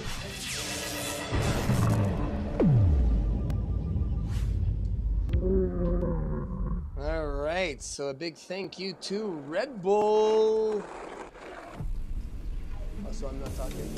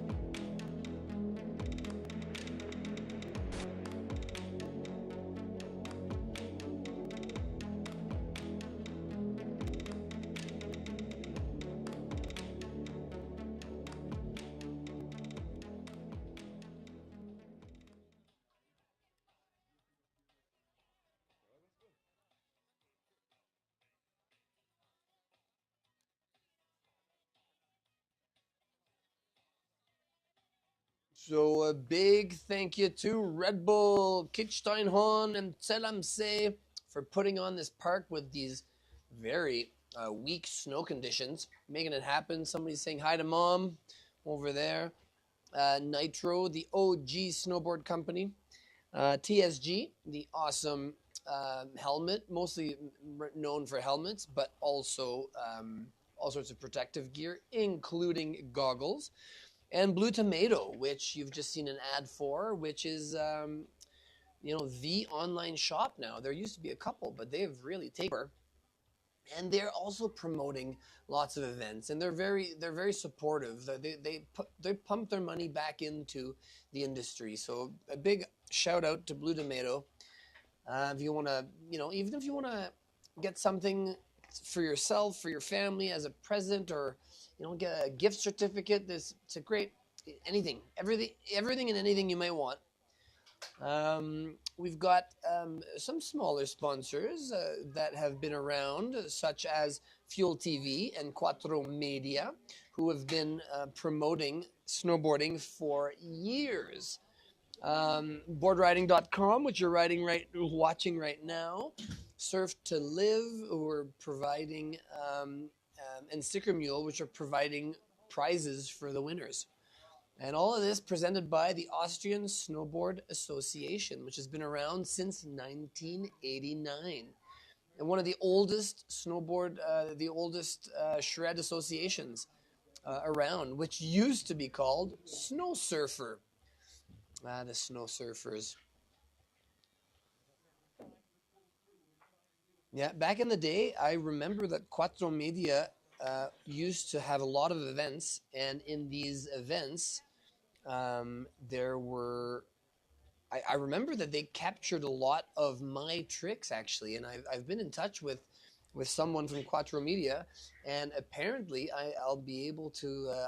I've asked for some of my old tricks from back in the day, and there's some archives that are apparently still there, so somebody's apparently going through archives. Sounds quite exciting. So if you're just tuning in right now, my name is Marc-André Tarte. I was a professional snowboarder for a dozen years. from, let's say, 98 to 2010, something like that. I now have a few gray hairs that pretty much came with kids. I've got 2 kids that are 4 and 5 years old. They shred. Not really following me in the park yet, so I'm not riding again that much. But I've been inspired by another Nitro OG, Max Plötzeneder, who is he's around here. He's rededicating his life to snowboarding. The fountain of youth for him, and it's really fun. I look forward to re-riding. Somebody was asking me, would you hit those jumps there? Like, well, I took my old Nitro out from the garage, and the last time I had it was in a Thule, and it got wet, so it's got rust all over the edges. I haven't used it for a couple years. So I've been riding a Moonchild powder board instead for the last 2 years. So I feel that I should, get back into riding. And but I'm putting in the time to ride with my kids so that they can hopefully ride with me soon. So that's the goal. And if we're putting on a Canadian World Rookie Tour in the future, well then, I'm going to have to get ready for that, because I'm going to have to be the Yeti and make it all happen, I think. Or will I be the announcer? Or will I be the organizer? That's good questions. But this is all happening right now. We're talking to you live with all this action happening right now. So these are new things. I mean, there's nobody from Canada probably watching because there's no Canadian Rookie Tour. So, but anyways, hopefully we'll be able to have a couple more interviews with more other interesting people. And Chris, get over here. Okay, so what's happening? Okay, well, let's do this, because that's going to help things going outside. So, hello, test, there we go. So normally Chris and I have these mics. He's got one himself. And now he's being equipped with the... Mic'd up. He's being mic'd up with the Mic. Yeah, but the one for the online version, the online, so everybody at home The Atmo. can watch, right? And What's up, people? So normally we're both talking outside, and you guys have been able to hear us, but without us watching a screen of this is what they're seeing right now. This is what people at home are hearing and seeing right now. So this is new for Chris. This is new. This was new for me about an hour ago. And so there you go. So normally we get to banter back and forth, and it's a lot more fun this way. Yeah, I kind of miss you. I'm missing you too. But keep this on there so they can hear us. Yeah. Oh yeah, that's why I came up. Yeah. I came in because I miss you. Yeah. And outside there's a lot of fog. You can't see too much, can you? No. Can we see lot of action. Can we see the jump? Nope. No, not a lot really. Not a lot of action happening right now, but we are on hold. They're currently having a meeting with the judges panel, the organizers and the judges, and trying to figure out how we're going to work the rest of the week. But the weather window is looking better towards the end of the week. So Thursday, Friday is going to be good weather. Thursday should be a bit better. Tomorrow might be a bit of an issue, but the local shapers, they're always the best to ask. They're pretty confident that there'll be powder in April.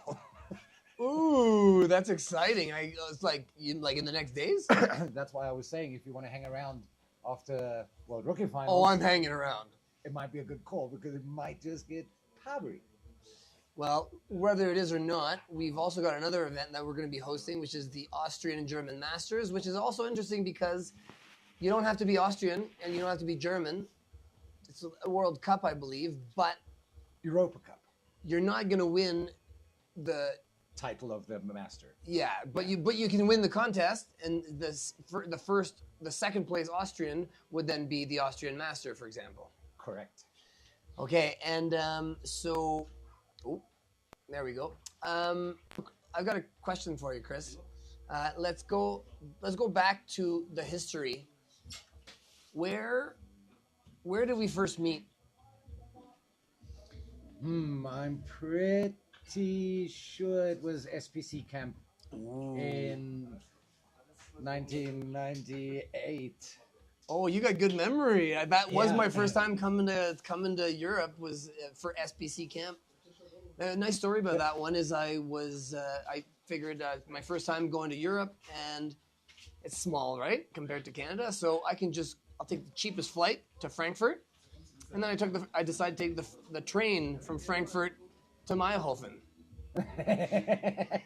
Without ever having heard the German language being spoken before. So I very quickly learned that Gleis meant track, and then all of a sudden there was an announcement, and everybody at my track walked away. And so I said, "Excuse me, do you speak English?" "No." "Excuse me, do you speak a little English?" "A little." "Where are you going?" The beautiful perks of traveling. Yeah. Gleis 3. I was like, okay. It was a crazy mission, but wonderful. Wonderful. So many great stories from SPC from back in the day. SPC has the most of the stories from SPC back in the day. You can't even tell publicly. I'm talking Peter Line and Chad Otterstrom egg fights in the Hotel Strasse being kicked out by. Oh, that is something you can't say. That one's actually seemed okay, but the ones I'm thinking of, I shouldn't share. Yeah.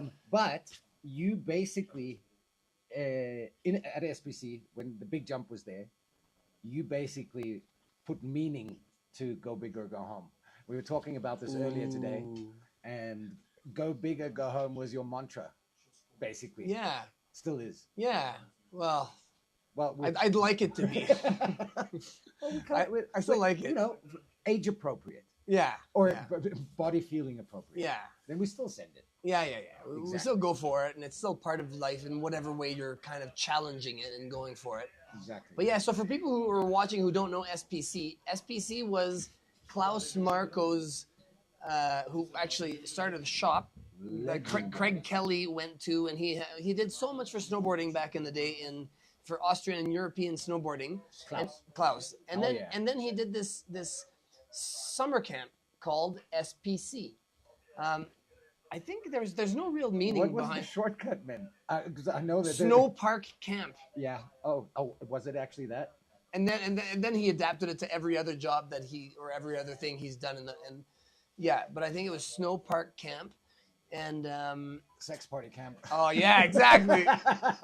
That's the part I didn't want to talk about. But, so it was an amazing time, and it's brought people together from all over the world. In summer conditions, it was the best. I mean, the car races from Mayhofen to Hintertux. Oh yeah. Oh my God! I think Fabian Rohrer, when he had his Porsche. Yeah. Yeah, he apparently did it in 17 minutes. I don't remember that, but I do remember with my good friend JJ, the Polish guy who was the videographer. We were just passing, like I was basically sitting on the window open and like checking the corners. Yeah, checking the corners.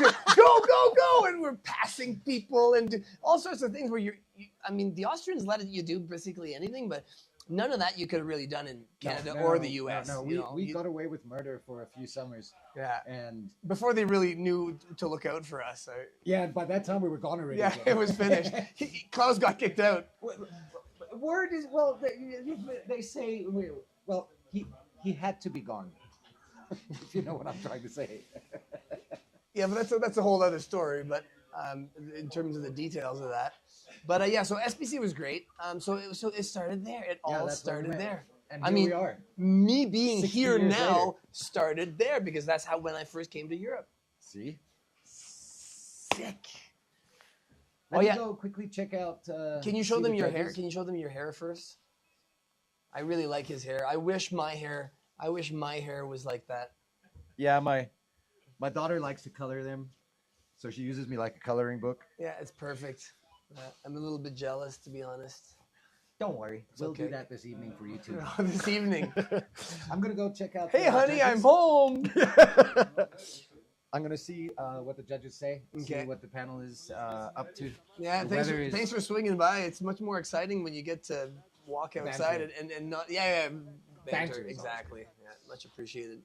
Mark, I'll see you just now. Okay, I'm turning this outside mic off. Talk to you later. Talk to you later. Bye-bye. Yep.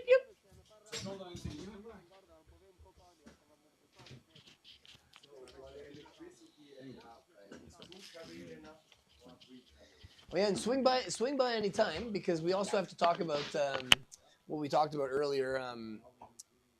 Technical versus Yes. style and creativity. Find me people to talk to, by the way. Not now. Just like, if you do, you're like, oh, go talk. Ishi, for example.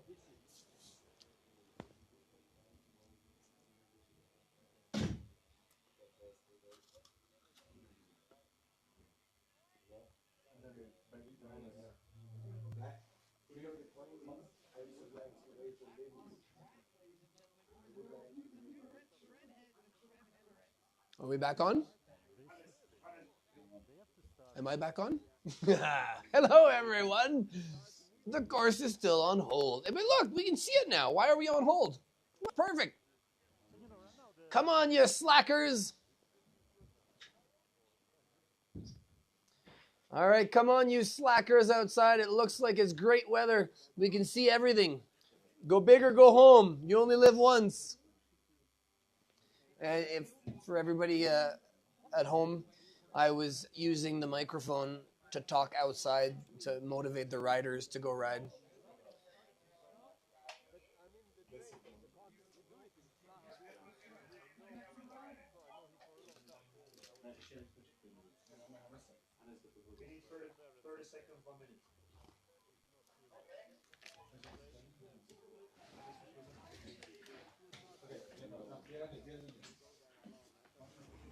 What's that there?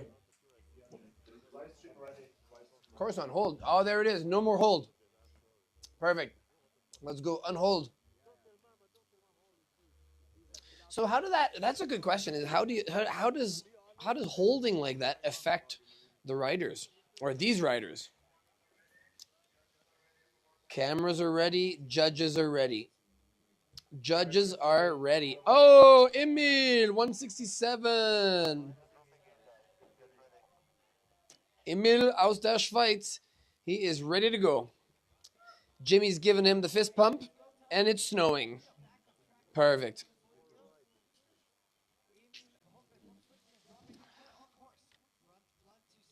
Well, he got it.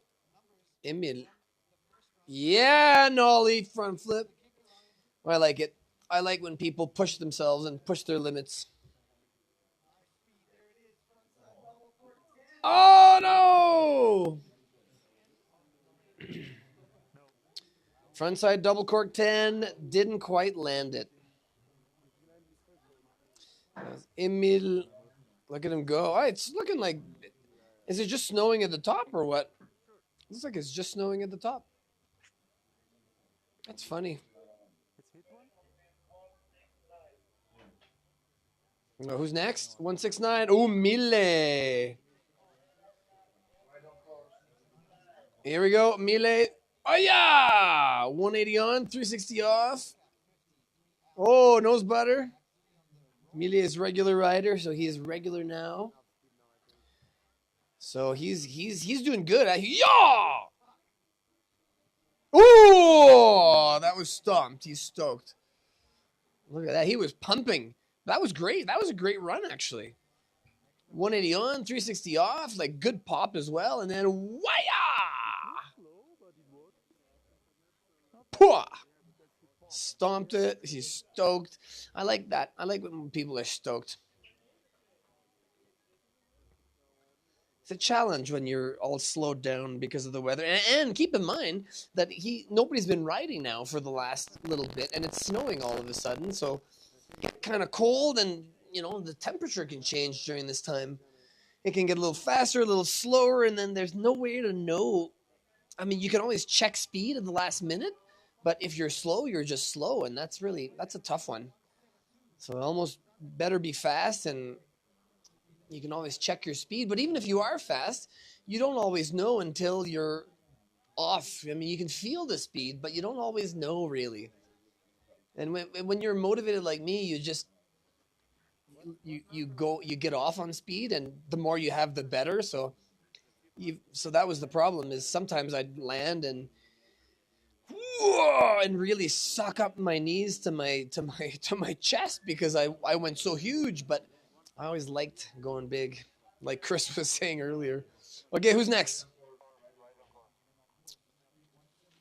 Alexander, who is claiming the double 16. Oh, that looked good. Ooh, that looked good. Yep, little front side. Is he going for a 16? No. No. But still, definitely not a 16, but he's still got it. Let's see him. Yeah, nice double back cork 10.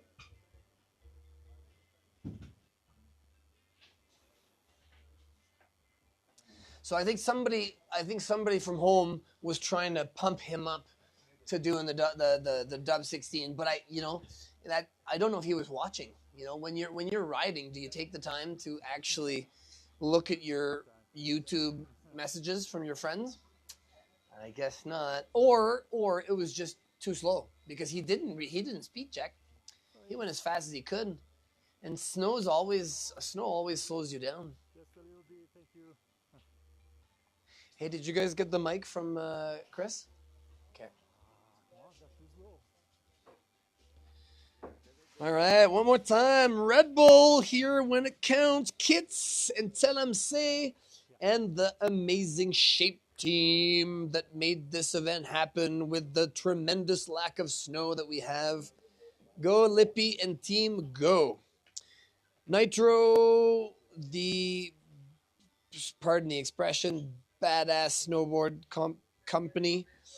TSG and Blue Tomato. Here we have Leo aus Deutschland. Leo's a goofy rider. He is a Grom, meaning that, if you consider the Groms being the smaller, lighter riders, normally they'll hit the smaller jump.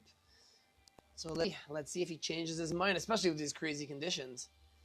All right, got off about halfway.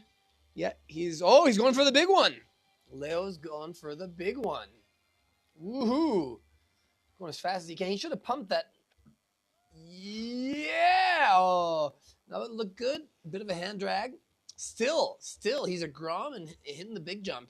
Yeah, Leo. Awesome. Everybody's proud of you at home, I'm sure. I'm proud of everybody in every country that's here. I think apparently we have 23, 24 countries. Let's see if I can name them off quickly. We have Switzerland, Czech, Germany, France, Italy, Sweden, Norway, Austria, Slovenia, Hungary, Great Britain, Romania, Netherlands, Japan.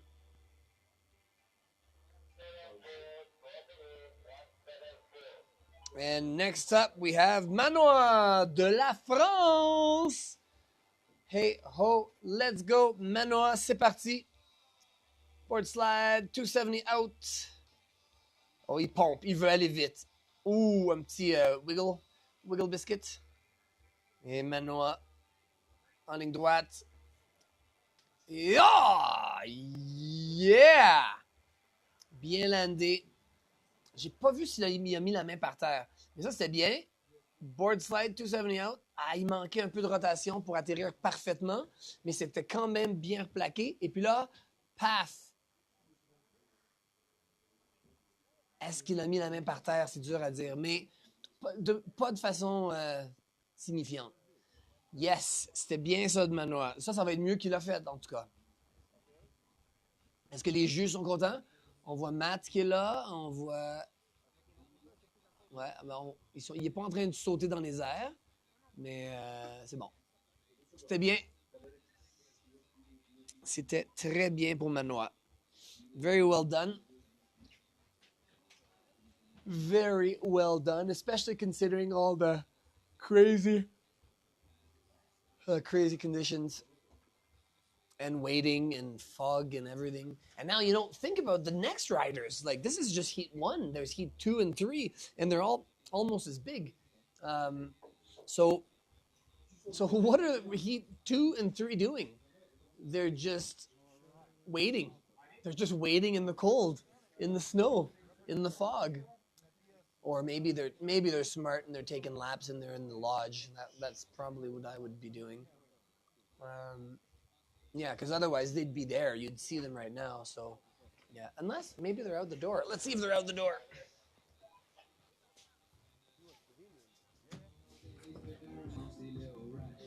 There's some out the door. Oh, 177. Hey, you're pushing this over.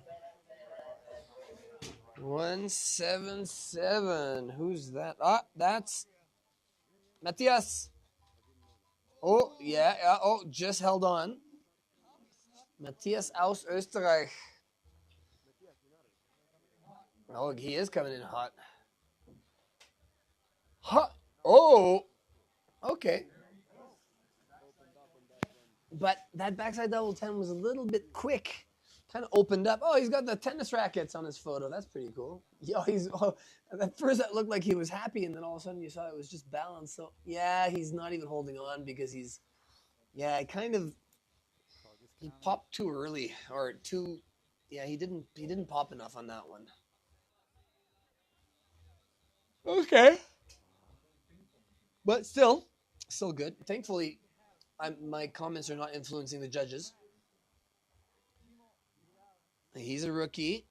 He's a regular rider. So next up, de la France, encore une fois, Timo Villard, regular. Un rookie. 179, le voilà. 179, he's standing beside Jimmy. Jimmy's talking to him, saying he's chit-chatting, laughing. Oh, there's his coach, Laurent. And there's 3 French coaches. They've got a big crew.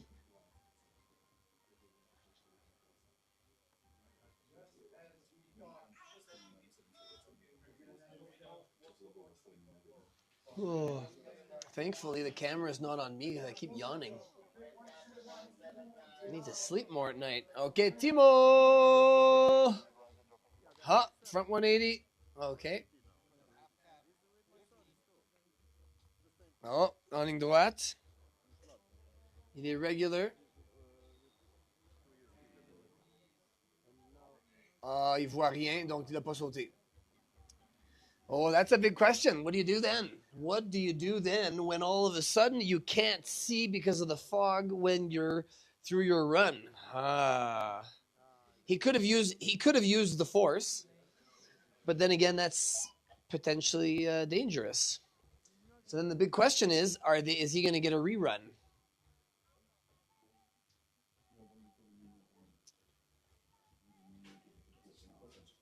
I feel like asking the judges.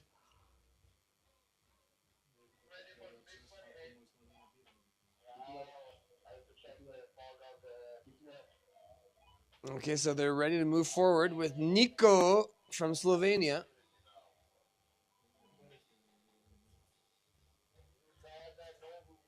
Oh no, that's not looking good. Thanks for showing that. That's appreciated, Media House. Thanks for showing what's actually happening.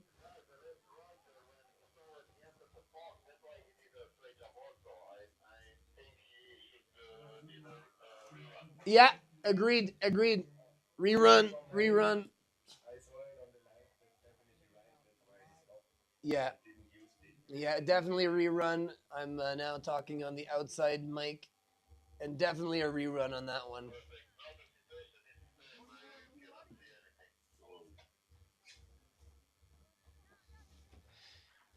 So it looks like we'll be happy to just get the Heat 1 finish today. But, you say that, and then next thing you know, it opens up. It's bluebird. The skies are out. The birds are chirping.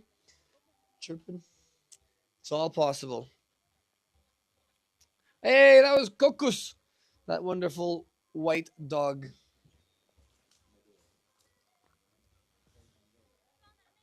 I like Kokus. He's very friendly. Ooh, maybe I should get him here. Let's see if I can get him. I'm going to try to go get Kokus.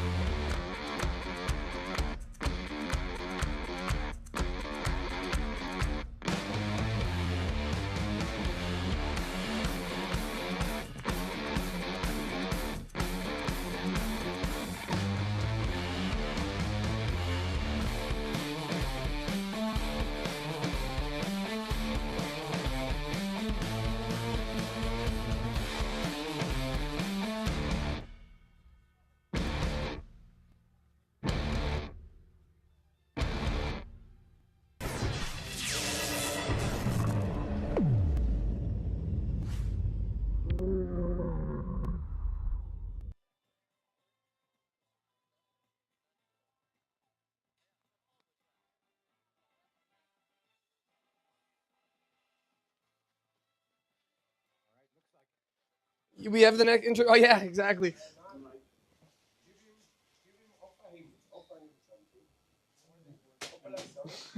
Wait, oh shit. Wait, Cocos, hold.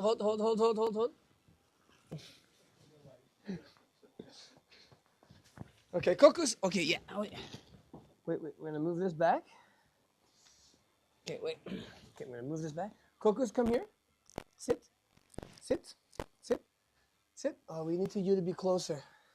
Come here. Come. Oh, sorry. Yeah, sit. But here. You need to be closer. Can swing the camera.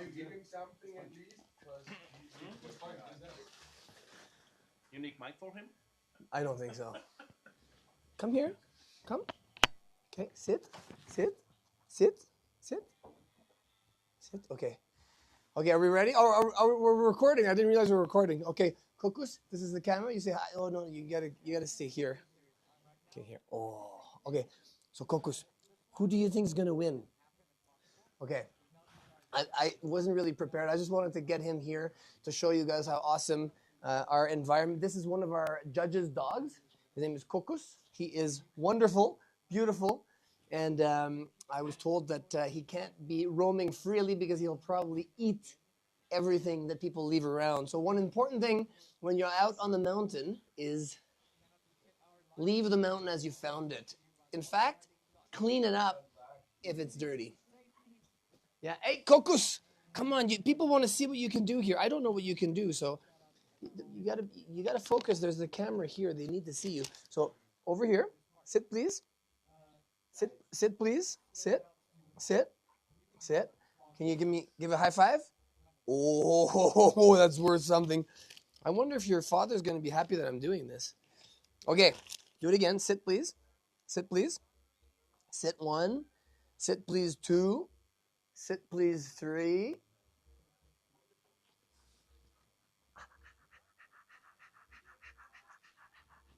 Okay, well, there we go. We gave it a shot. At least you got to see an awesome dog, which must be a I don't know what his background is, but he's amazing.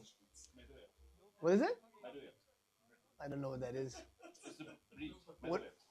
How do you pronounce that? Meadow yent. Yet. Like not yet. No, yet. Yed. Meadow yed. Really? Oh, you oh, Samoyed. Yeah, I remember that one. Okay. So, yeah, so basically I saw him. Where did I see him? Why did I think of this? I don't know why, but I thought that I needed to reach out and show you guys at home this wonderful dog. Wonderful. Okay, well, sorry that to keep you guys waiting at home, but it's kind of difficult for everybody. Okay, can you sit, please? Can you sit, please? Come on, sit. Sit.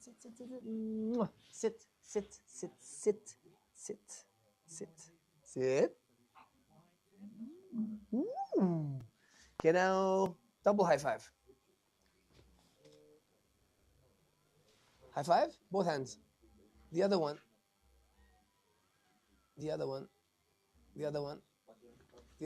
Hop, jump, hop. Both, hop, come. Okay, look. Yeah. Okay, that's the other one. Oh, you're clever. You get it. How about both? Both at the same time? No. Okay. Well, okay, so what else? Where else can we go with this? I mean, if you guys are just watching this in the background, waiting for the snowboarding to happen, I'm sorry about that. If you want to hear about snowboarding, then what can we talk about? Cocos, what can we talk about? Let's talk about what it takes when you're at the starting gate and you're waiting for someone to... Heat 3 is canceled for today. Let's see what we can do with heat 1 and 2. So maybe heat 2, but maybe heat 1. So we're gonna try to finish heat 1. That's for sure. But as we see, we're not really close to dealing with finishing heat 1 yet.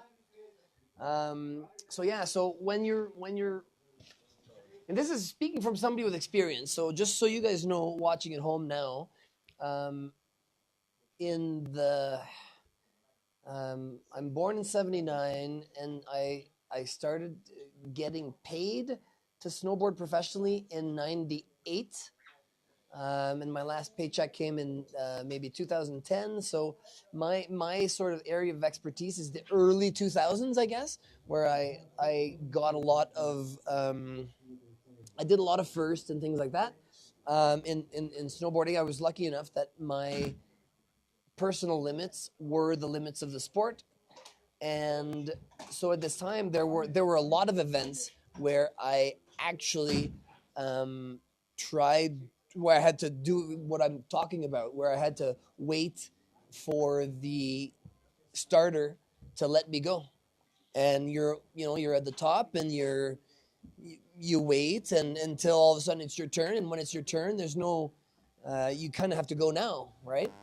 So that's why it's really cool to have other events where you're the flow is a little bit different, where you, especially like the World Rookie Tours, even though the flow is similar to a contest and not so much video involved, but hey, somebody just cruised up. I'm very happy about it.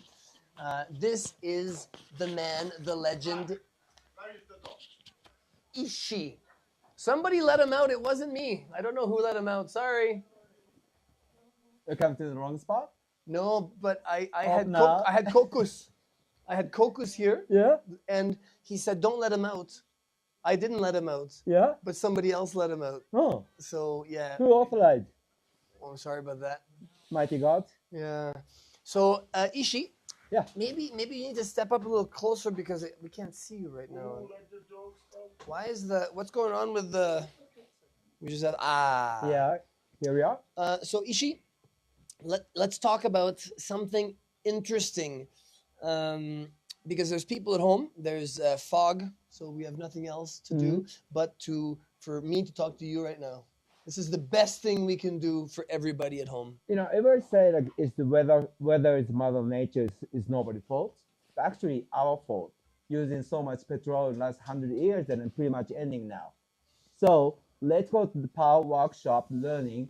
It affecting from 50 years after, 60 years after, you never know. But if you're not changing and our mindset, use more public transportation, no V8. V8 is history. Yeah, we're consuming so many gas. When you say V8, you mean like a eight-cylinder vehicle? Is that what you mean, V8? V8 in the US symbol. Yeah. Yeah, exactly. No, that's just good old days. Much power is perfect. Yeah. But now we kick back. Oh shit, what are we gonna do? Yeah, because here in Austria, is all the low pressure was changing. Mm-hmm. Last 2 years, Japan less snow. This year, dump snow, and then some hurricane in North America. This is our fault. So we should thinking to smart act one by one. Take long because already spent 100 years. But if you're not acting from now, and then our children, and then Dad, you have the ski resort back then? That's right. Yeah, exactly. My That's kids true, now are gonna that's say, true. "You used to be able to ski and snowboard every year." Except indoor. Yeah, How yeah, come, exactly. right? No, this is not future we want to. Yeah. Yeah, we think smart act, small thing, just small things. So we have a POW Workshop. a POW workshop. Yeah, To protect our winters. yeah. And that's what I thought it was. Wasn't there somebody? It was always POW. It's POW that does Yeah. the workshop. Mm. Awesome. Okay, well I don't know. I don't think we're going to be able to share that on here, but I'm sure if you somehow follow up with World Rookie Tour somehow, that we should be able to share that. Thank you. That's You're super welcome. appreciated. Yeah, this is one part of this competition, not only for competitions, all the workshop and educate, meet your friends, and then the party. Yeah. It's how it's about rookie final. Yeah, Yeah. that's basically it. Yeah. Yeah. On and off. And so, what is your? Now I'm going to ask you. Okay, I was going to ask you about DJing, but first, let's go back in time. How did you start DJing? I just all my friends when I was kids, two things except baseball because my time is baseball everything. Baseball. Yeah, because Japan it's very reflecting the Americanized culture. So they So love when you're a baseball. baseball player, you're good. Soccer and basketball not big time in my time. Mhm. So like exception if you're not doing the baseball, you're out. You're Okay. totally outcast when since kids. So those people going skateboarding like me, or playing a band. So same friends. Yeah. Yeah, doing the skateboarding and then playing a band. So like since when I was kids, always would come with the music. So you would always just bring the music while you were skating, or come to the music while you were in the band, or if you're in the band, then what were you? I was not in the band. I was in the manager. The booking for the live house and making posters, those kind of stuff, and a cassette tape, you know. What was the band? That was pretty much many different type of band. All the amateur band, you know. What Copy bands, so many. What kind of music? In the time, it's Ramones was big, Yeah. and then Sex Pistols, and then Yeah. I mean, I'm so sorry, I'm not really good guitar player, but when I found a view, Me neither. so easy yeah. to play. yeah. That style of playing. Yeah. Me, You just love it. me. Yeah, and then different outfits, and then you're gonna be okay. Yeah, that's so simple. Same as skateboarding. Okay. Skateboarding, when I have a skateboard, No, and then skateboarding's difficult. no difficult to ride, but when you start, it's so simple. One board and then one shoes. That's it. Okay, what Snowboarding you is need? so many gear. Goggles and then receivers and then. If you're going backcountry, Oh especially, Safety reason too. yeah, and you Surfing way more simple. Yeah, you need a board. and You need a small board though. You need shore. a big board that floats, and different boards mean Yeah. different things. And then Whereas, you catch a wave, you're happy. do you surf? A little bit. So difficult. So no, everyone said I'm surf so cool and not easy. Not easy. When you catch a waves and standing and then go straight, you get so happy. So happy. You're going sideways, you got a king. Whoa. Yeah. It's the most difficult sport in the world. Yeah. It's the most difficult sport in the world. Yeah. But the nice thing is you need to be in touch to be good at it. You need to be in touch with the ocean. Yeah. And the ocean is 80% of our planet. You have to be in touch with grounded with the earth, with the ocean, which is alive, which has so much life in it that we don't know. It's such a special thing. And then many elements behind. And then when you go in oceans, whatever they're how far from the beach, you realize, oh, human beings so small. Yeah. Same like big mountain. Yeah. Everybody doing really good in the kickers and rails and stuff. But once you go on the big mountains, shit, I didn't know nothing. Yeah. Right? And like, could this slide? What am I doing? Yeah. Or go back in the slope and then be safer. Yeah, just ski patrol waiting for you to help. Okay, so where did you... So skateboarding and music, but how did you first... Tell me about your first experience ever snowboarding. I was really lucky when I was a junior high school, I was a junior national champion for skateboarding. Okay. I started skateboarding 2 years before. That you were a junior national champion skateboarder. There were skateboarding championships when you were... Yeah, I was national champion. So that was really happy to help. I didn't know that existed. I thought it was so underground skateboarding that it would never have been... Well, my age group back then, maybe in the whole nation in Japan, maybe 10, something like this. Yeah. Yeah, back in the days, like doing slalom and handstand, you win. Yeah. Yeah, it's quite easy. Handstand. Yeah. That's totally old because school. freestyle. So you were flat ground. Yeah. Yeah. So I was doing all the good and the kick flip and stuff. Could you do a handstand with the board on your feet? Too old. Okay. But still doing old school kick flip though. Okay. Yeah. Not only in the kick flip. Just push it over. The side and the flip over. That's okay. Old school.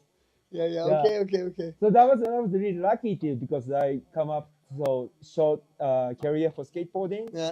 So pop up national champion. Yeah. So I was in a skate team. Okay. And then first skate park top of the roof in Tokyo, middle in Tokyo, in Shibuya, name of the town. Yeah, I know Shibuya. Yeah, and then there is a top of the roof, the skate park. Okay. So I was a skate instructor. Ah. And then one day, they have a shop and carrying the winter sticks and all Sims board. Nobody can buy. It's so expensive. Oh. Yeah, and then one time, the owner said, "Hey, let's go for the ski trip."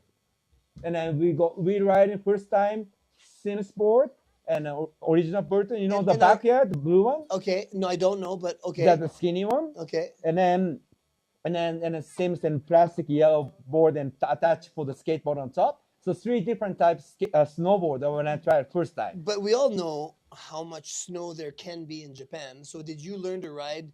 Like, was it a resort? Did you go to? Did you go in the back? What did you ride? It was funny because our time it was I started snowboarding that year in '84, and in that time so minor that every ski resort say if the lift operator say it's okay, It's can okay. go. Yeah. Yeah, so simple. Yeah. You know, old guys have never seen some place like we have a kind of small sophisticated resort like Samaris. Yeah. Those places like it.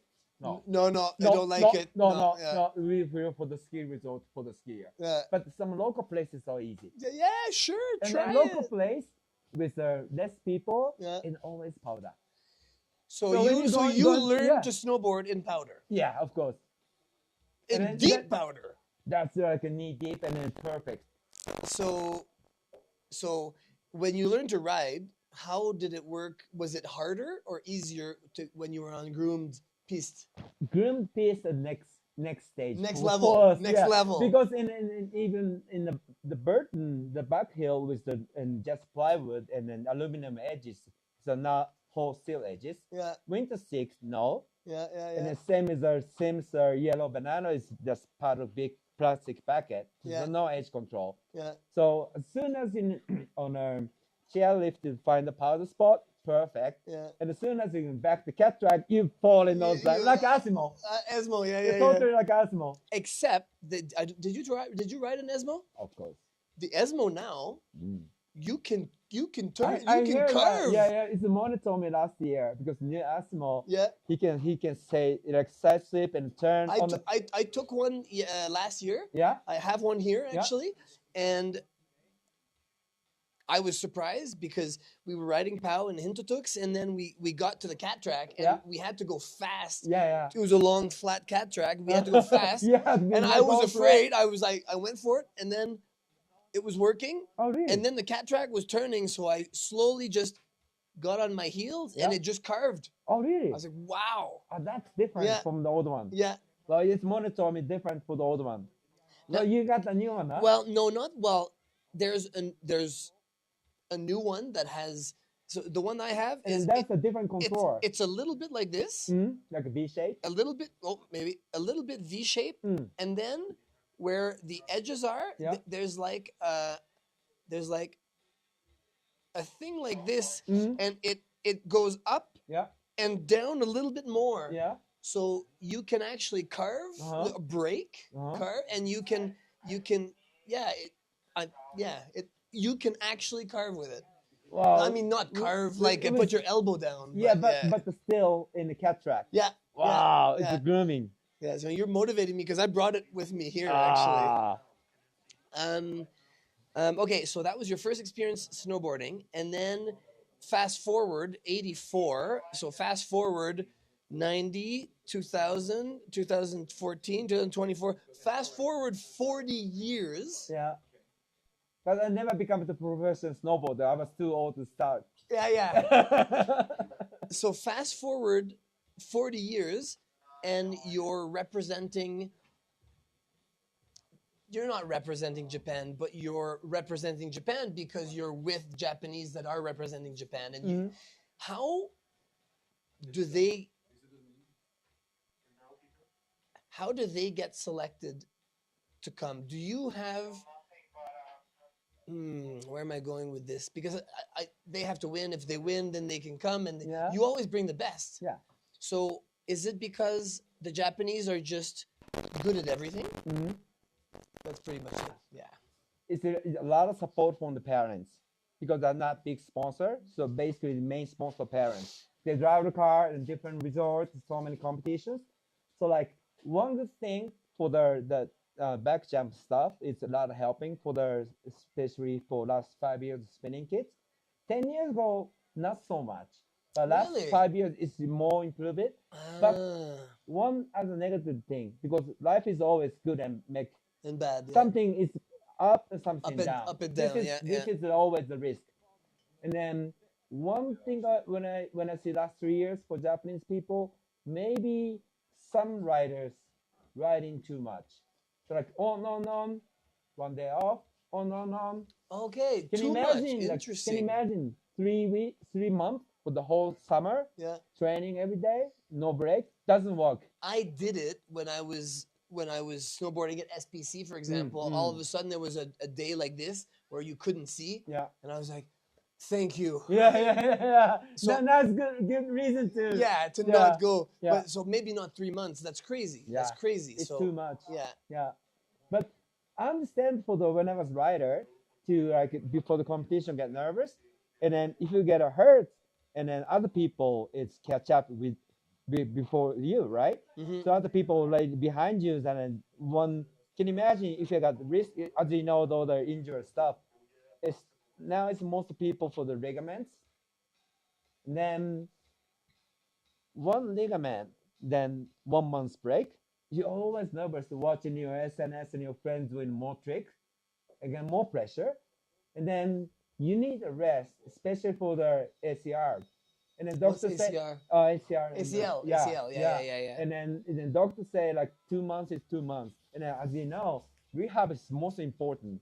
And then you strong, you can learning from mistake while Yeah. you get a mistake. Yeah. But it was kind of injured, Yeah. which is okay. Yeah. But before the injury, something you have no focusing, like last trick always get hurt. Same like skateboarding. Yeah. And then it's a mental mindset. It's important. Okay, today it's done. I need a break. So And do then you this is also strength for its brain effect. do you help the kids to do that, or is that just what the coaches do? It's coaches too. Do you coach the coaches? No. No. I just tell the riders for the happy to relax. They want to ride, which is okay. But it's an injury factor when you see from he or she is riding too much or not constantly, just break. Mhm. That's I think adults you need a responsibility because kids also want to again more. They don't always feel tired, but they are. Yeah. You can see they're tired, but they don't always see it. My kids, for example, it's time to go to sleep.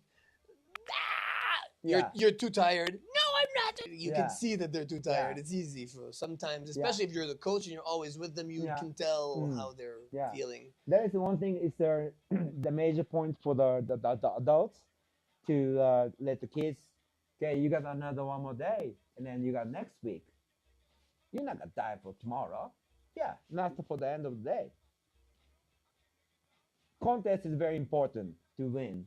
Top three, others almost nothing for reputation wise, sponsor wise, but just contest. Snowboarding life is much longer. Mm-hmm. Yeah. That's a very good point, and it's really important to see that, to understand that, and to live that. But when you're in it, it's not always that clear and obvious. Yeah. And They have no guideline. yeah, especially and that's I think a really good thing that you're around and you know that everything you just told me, If but that's too much. but you're not even the one that's sharing that with your riders or with the coaches. You're just sharing that with me, us now. When I was a professional snowboarder, I didn't have a coach. I did it by myself. I traveled everywhere by myself. So make And decision by yourself. I made all these decisions by myself, and I made the mistake a few times of being, because when you're out from an injury, and that happens, it's a bone. Bones take 4 weeks to heal. Let's call it 6 weeks. Okay, I'm gonna take a competition in 2 months. I broke something, 2 months competition, but you need time to get your mental head back into I'm riding again. Yeah. Even though I've got That's two, his I've got 2 conscious- weeks. Oh, I've got 2 weeks. But 2 weeks, you're adapting. You lost muscles. You need time, Yeah. and you don't take time because you're already being asked which competitions you're gonna do. Mm. Oh, do the Toyota Big Air. Oh, you can do that one, and well, that's a big. I want to do the Toyota Big Air. It's important. Yeah. But then I didn't do good at it because I wasn't ready. Yeah. And then And I it did, makes you and more then I got stressed. hurt again. Yeah. And then the next one, I did the bad thing of trying too much. That is sad, but that's spiral. Yeah. Once in a spiral, that tornado is strong Yeah. because so much pressure behind you. When you can imagine you stay with your But, home, but like, someone behind me was me. Yeah, It was yeah. me. yeah, Yeah. yeah. But that again with the coach stuff, and then I personally, in my opinion, I'm not really like to coach what you do and this and this and this, because making What do you mean? goal What do you mean? for the trick. How do you riding? Okay, you let the Some- kids ride. That's my opinion. Okay. And then if you not follow that, coaches make some decisions, and then once you got win top 3, and then that's your own. And if you're not on top 3, it's always regrets. But if you make a decision by yourself, that's your decision. Yeah. Yeah. And the coach is not make your level higher than 4th and 3. No. No. No. No. He just Yeah. helps you be. He A helps lot support of you. help, I think so. Support you, Mm. and when you look out there, he is okay. I can be strong because I've got the support. So what's the secret besides just being good in general? Is it the airbags? That's I think a lot of help from last 5 years, guarantee. But again, if it's too much training and no rest, and then going to the winter, and I don't think it's not really workout. Yeah, and then that's about the mindset. Yeah. Competition is the results. Everybody want to be winner. That's fact. And then it's all goal with mindset, but mind control is different story. Yeah. Some people over the edges of mind control some kids, so like manipulate. So that I don't like. Yeah. That's what I don't like. Yeah. Because they're so blinded. This is this. If you not follow these coaches, I cannot gonna win. That's mindset. It's over. That's Yeah. totally mind control. It's different. Unhealthy. Unhealthy. Yeah. Yeah. I think it's bottom line for spirits for snowboarding, I think he's saying that this is too much to the side here. which is like it looks fun snowboarding, and then it's more the freedom that people it can. Same like surfing and skateboarding. Without freedom, and it doesn't work if you got in the bottom in the middle, so still you're not happy. That's what I think. Yeah. So like we pushing the kids, but not too much. Brake sometimes, accelerate, brake, on and off, on and off. That's why learning from went to the Arctic Challenge with Terry by us and bring Japanese kids. So easy control. When What was training- easy to control? I mean, like in atmosphere. Ah. Yeah, Terry didn't like them push and go, it's time, let go. He don't like it. Ah. All the riders. I never went, so I'm happy to hear this. It's like Yeah, but it's when I see all the best atmosphere in the top, the rider have no stress because everybody knows all the best riders in the starting area. yeah. And in the rain one day, foggy one day, okay, we have reserve day, doing next to make a decision from the riders, not for the coaches. And was it easy in this? Like, was the Arctic Challenge easy in the sense of starting time? Was it like it starts at 10 and you go, or was it like it starts in the afternoon or? Which is one of the live TV shows in that's the strict. Okay. But the before training, there's always have windows. Yeah. Maximum windows and how much riders with the comfortable. Yeah. And then make a good results. Yeah. I think that's a really appreciate and Taria doing. And then when I see that contest, I never seen the Olympic by myself except TV shows. Okay. Yeah, I seen in X Game, yes. Yeah. X Game is good with the big parties and all Yeah. the media hype. Yeah. Lots of media hype. Yeah. And then the same times, and then make the riders to focus it. Not the TV on top, we need the media, yes, Yeah, but the yeah. riders important. Yeah. And then coaches and all the helpers and speakers like you, then everybody want to make good contest. Yeah. Good content. Good yeah. contest. Yeah. But the best thing is snowboarders, competition snowboarders is first priority. And then rest is the helping for those people make best trick. best of the compared to last year. Yeah. So Not easy though. you know what I'm gonna do? What I've decided to do? I decided this while this was on today. Yeah. There's no Canadians here, Yeah. so I want to make a world rookie tour stop in Canada. Yeah. So I'm not gonna hold you to it, but how could I get? That's not fair. If I get the Japanese to come, the Canadians are not gonna win now. So maybe it's What do you maybe mean? What do you mean? I was gonna What do ask- you mean? I was gonna ask you if you can bring the Japanese over, but if you bring the Japanese over, then Nah. no Canadians are No, gonna win. no, no. I don't think so. Oh no, because it's per nation. Yeah. So even if they're third place, Mm. y- And the then Japanese will have a spot anyways. they have it will be in the stop. yeah. Okay. Yeah. So Same like in the last year's in the first edition with in China. Mhm. Actually, this winter and in January, it's Marco and Steve organizing the National Open with first rookie stop. okay. And those kids is here, the Yeah. yo-yo and others, Yeah. and that's the best rider. Yeah. And then surprisingly, when I was in judge They're good. I'm impressed. yeah, and then the yo-yo was, and then judges didn't know he was Chinese, and then ended up, oh yes, China. Yeah. Yeah, Interesting. everybody knew for the Japanese is good last 5 years, and oh, China. All of a sudden, China's yeah, is China's stepping really up. good kids now. Yeah. Yeah, That's in part because of Steve and Yeah, the Marco. the park. Yeah. Especially for the Mellow Park route is really the gateway for all the good atmosphere. Yeah. Yeah. Oh, they are Yeah. totally. Yeah, they totally understand culture of snowboarding. Yeah. Yeah, And that's a thing that's hard to explain because some people, the parents, they might get it, but not everybody gets it. Huh? It's not something that's as much everywhere as it used to be. I give it a good example. It's half an hour from my home. It's public skate park. Mhm. I went skate. Mama was sitting in the mini ramp whole day, and then filming for the iPhone. And then she tells the kids, and then you didn't make it only today. Said Mama never skateboarded. Yeah. Hey, how can you train? Doesn't make sense. Whatever she's good or not, well, at least she skated. Then explain something. Okay, your foot angle is different. Maybe grip tape is already gone. Maybe that's advice. But hey, come on, 2 hours, Mama sitting in the iPhones, and hey, look, from compared to the yesterday, you didn't always say this is wrong. I think at some point snowboarding is the same with some parents with the snowboarders. Kokomo Yeah. parents is boss Yeah. snowboarder. Okay. So they keep the happy. Kokomo and Yura, if they get both hurt, and then okay, rest, you still have more time. So they understand because their parents Ah. snowboarder. Yeah. That is Okay. the must. That's Environment. Yeah. Okay. When you see surfing, good example. Yeah. Grayson Fletcher. I don't know Grayson surfing very Fletcher much. is red, barefoot, 10-foot pole. It's the keyhole, barefoot, ollie over, and then Smith grind.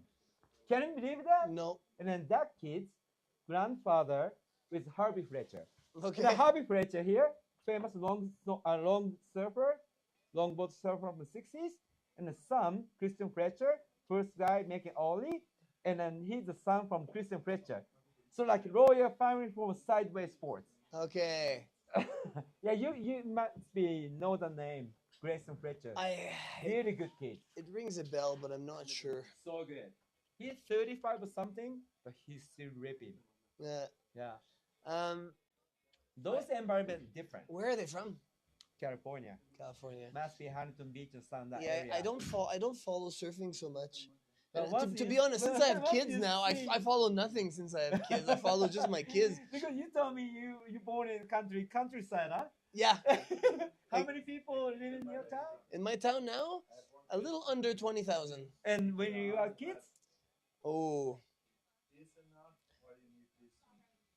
hundreds. So we know each other. Yeah, of Oh, course. this is the marked parking spot. Yeah, like this. yeah. And well, and now, Yeah. like when I'm hearing all this, and I'm thinking obviously of me and my kids, Yeah. because I've got they're 4 and 5, and they're riding, and he wants to jump, and I want to be there for him. So Mhm. you're inspiring me, and as well for the contest that I want to put on. Of course, they're going to be a part of it, so it's going to have to be pretty small. Yeah. For all ages, kind of. But so I don't think it's really advantageous for you guys to come to Canada in the first one. But I'll try to do the first one, and then hopefully I can make something where I can invite you guys for a future one. And then souvenir for the Canadian maple syrup. Of course, no question. By the way, everybody, we can't see right now, but everybody who's watching and listening, every time Ishii comes over, there's always goodies from Japan. So it's very appreciated, very nice. Yeah, but And it's surprising I feel me. guilty that I didn't bring anything this year because Come on. I last minute I didn't sleep, and Marie, my partner, mother of my children, Family ties. told me, "Oh, wait, I wasn't there. Did you bring any maple syrup for Ishii and everyone else?" And I said, "No." I didn't ask you. No, of course you didn't ask, but we never ask. You always bring stuff for everybody else. So yeah, so thank you for all that. And You're welcome. so of course, any international riders will definitely have at the contest. At least we'll have. I don't know what exactly yet. I just decided now that I'm gonna do it. I'm gonna put on a contest, and yeah. Yeah, your part is pretty large part. Experiment from a long-time professional snowboard career, then come back with the helping for the speaker. Everybody said, "Who's the speaker?" And then it's the Mark Andre. We're in the gondola, and the kids he didn't know the Mark Andre. Of course, He's they the guy with never the know hood. me. They never know me. But I tell you that this guy, the yellow red beanie guy, was doing the really spinning the first time. Said, "Oh, that's the guy." I heard you because you were talking about something about. All I could hear was something about Toyota Big Air, Yeah. Canada. I was like, oh, I was telling you. Yeah, I was yeah. like, he's talking about me now. He's Yeah. telling the kids. He's like, yeah, that's good because they need to know. And so yeah. And the good thing is for the SNS nowadays, the same like music, it's kids digging so easily. In the waiting time, they check into the big air and the Google, they have is review and old clip. In our time in the VHS, and then you can make You a could copy. do nothing there. Yeah. You could do a copy, Yeah, but it yeah, would take yeah. You can two. see- Yeah. It takes you a while to get the copy going. Yeah. Yeah, and well, I was gonna say, and then there was at one point. What was it? At one point, there was one thing that didn't last very well. CDs didn't really last that long, but CDs still lasted long. Yeah. That little one. What was it? Little Mini disc. mini disc. That didn't last too long. No. Yeah, mini disc was good. They make some copy like a special selection. But you could put a lot more on it. Yeah. Yeah. Yeah, it didn't this will take longer. I don't think many people know about mini No. disc. Mini disc? It doesn't come from a nitro binding? No. Yeah. Sorry. It's a CD that was tiny. Just and- smaller. yeah. That Yeah. had a lot of space. Yeah, it's Sony invention, but MP3s. failure too. Yeah. MP3s. Yeah. Yeah, awesome. Okay, and so what else? Ishii, what else how can we wrap this up? I really like what you said. We gotta throw something out there, get everybody motivated about. You said the nature, not nature, but Yeah, the weather thing. the weather and POW and how you take care of our planet. And Yeah. that's a good thing to leave off to remind people. Yeah, Um, that's definitely long, lasting long goal. term, the long game, the term. long game. Yeah, the but lo- don't give up. Yeah. Do something smaller. You Yeah, don't need I mean, to carry even if it's much. recycling, even if Yeah. it's just whatever Very you can simple. do. Yeah, Yeah. If everybody makes an effort, Yeah, the world gets so much better. So if yeah, because everybody, our parents' time was same like this. Yeah. It's just not 100 years ago. Yeah. 50 years same. yeah, So why not we're gonna start again, and then with the new technology, because we manage it and how much you reduce your car. Because when I'm in Japan, I mostly traveling by train. yeah, Before I traveling my own with my car and then A to B, and then now you exchange for the up, and then how much reduce for the CO2. yeah. So and- easy. And I mean, like, well, for me, for example, I live in Squamish, and in Squamish, there's no regular bus that goes from Whistler. Well, Whistler to Squamish, there's a shuttle, Yeah. but not a public transportation. And Vancouver to Squamish, Yeah. either not. So it's like you have to have a car. So That is mandatory in that environment. in this case, but Yeah. so then from what we're saying and recommending, I should try to somehow help support or start a bus system. Yeah. There is a train. I mean, there are train tracks. Yeah. So Or share ride. so yeah, that Yeah. does exist. Yeah, the share ride. Yeah. You're right. You're right. Yeah. You're right. So Pull maybe up your that's a lot friends. easier. That's a lot easier Yeah. also. But there's like Facebook sites and things Yeah. like that where you can do share ride Yeah. more easily. Yeah, it's fun though. Yeah. Yeah, no, it's super fun. You get to meet great people actually. So, I'd really like to have a train. I'd really like to. Do you think you have to buy a train? Is that the option? You buy a train and then you can just drive it yourself. Then you have to rent the track to. Yeah. Is that how it works? Is that how it works? I'm sure that would work actually. And until you make money, you drive it yourself. You drive your train and you load people. Mayor for the skirmish is Mark Andre. Vote. Yeah, Yeah. vote, exactly. Isaac, what are we happening? Is this happening now? We're still on hold? Yeah, looks like kind of starting to, huh? It's starting again? All right. Back on the game. We're continuing. Thanks, Ishi. Awesome You're talking welcome. with you. Much appreciated. Maple syrup. Maple syrup. I'm taking some maple syrup next time for sure. 100%. So you have to have space in your bags for maple syrup next time.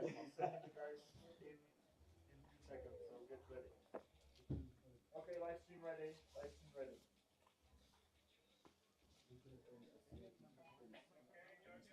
Mark, it's the rerun. It's the rerun for 179. Ah, perfect. Am I on? Yes. Hey, everyone. That was a great talk with Ishi, just in time for Timo. Timo is 179, remember, guys? Timo n'a pas sauté que il y avait trop de brouillard. Timo did not jump because there was too much fog.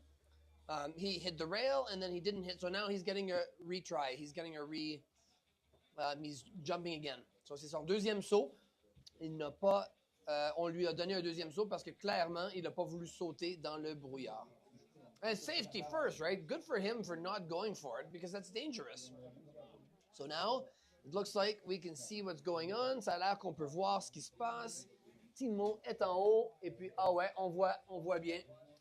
On voit bien. The visibility is back.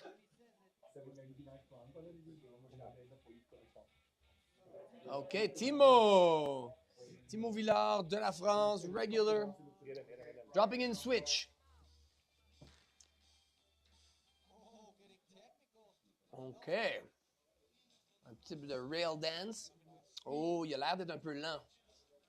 Go, Timo, vite. Ah, il pompe, c'est bien ça. Il pompe le nôle, c'est bien. Oh, 1080.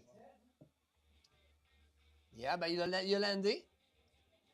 180, de 270. Il aurait probablement voulu mieux faire ça, mais c'est difficile quand tu ne rides pas pendant, c'est quoi là, 45 minutes? Ah, il a bien plaqué. All right, so he landed well, but it's difficult when you don't ride for 45 minutes and all of a sudden you're on again. You get out of the flow a little bit. But that's what separates the winners from the ones who don't win. Huh? You have to get used to it. And it's not fair, and it's not nice, and it's not easy, but it's the way it goes until we find better events with maybe video events or maybe jams, and somebody's got to come up with better structured riding. All right, who's next? Nico. Yeah, 360 off the donkey dick. Oh, it's getting slightly low visibility, but it looks okay. Huh? Yeah. Ah. C'était proche. That was close. Nico Lemark from Slovenia.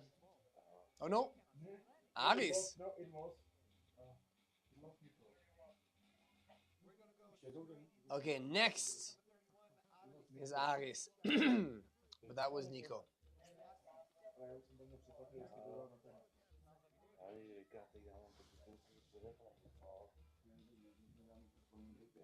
All right, so Aris aus Deutschland. Yeah, next day. Now we're basically halfway done with qualifiers for the first heat. And we have 2 more heats to go, so hopefully we'll be able to keep going.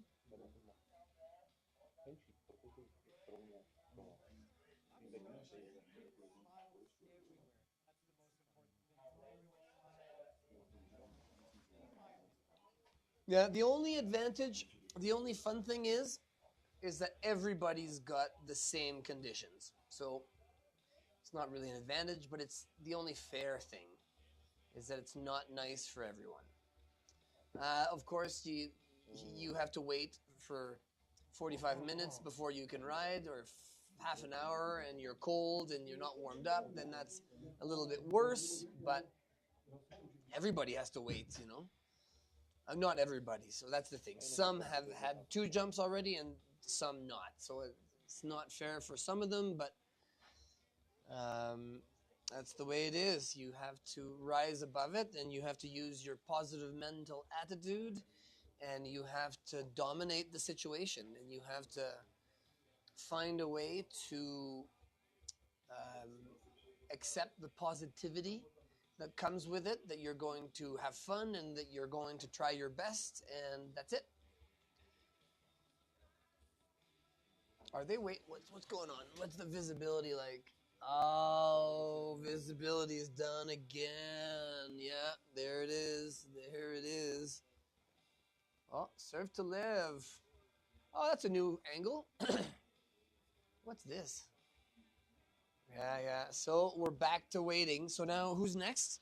Oh, Aris didn't go, huh? So Aris, Kieran from Switzerland, Jaka from Slovenia, Finn, Benz, Edward, Patrick, Tibe, Yingshu, Du, Sora, David, Yushen.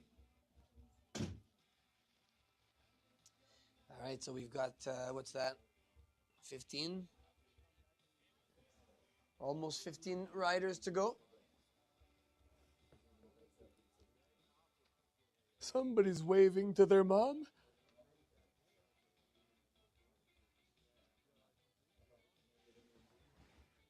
That was a long talk with Ishi.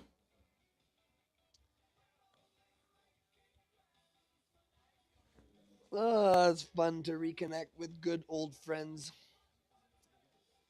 That's really a great part of snowboarding.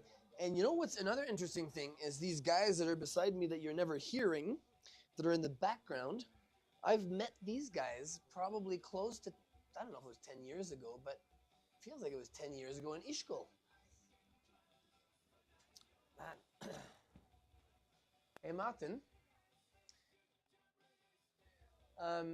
Did we meet 10 years ago-ish in Ischgl? Pretty amazing, yeah?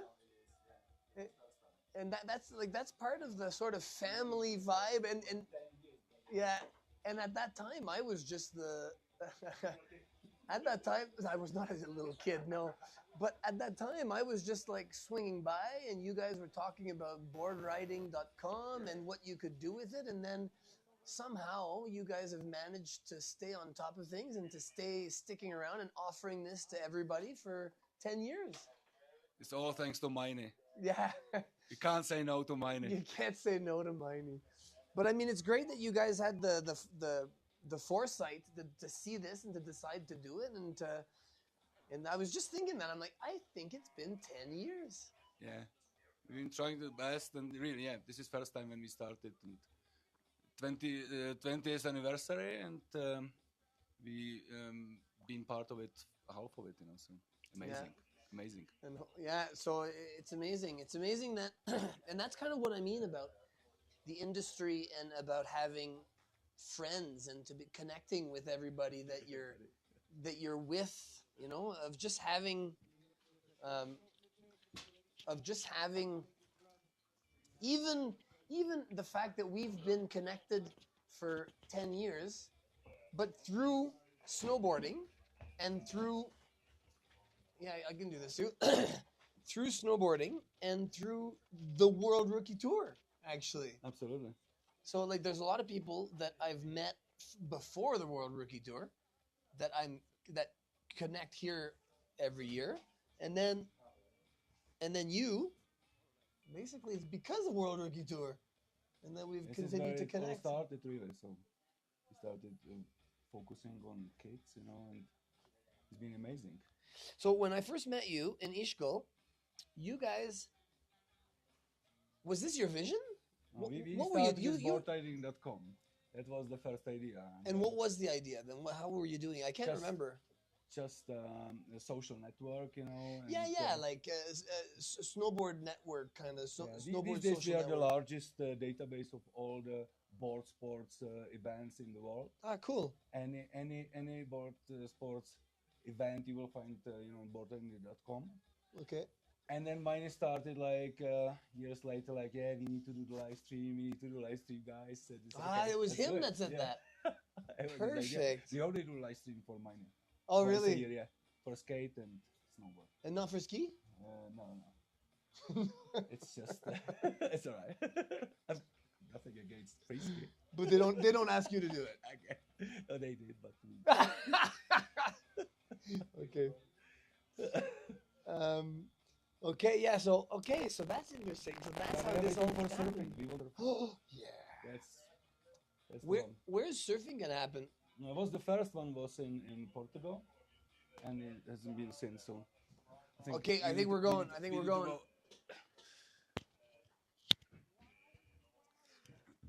Are we still moving?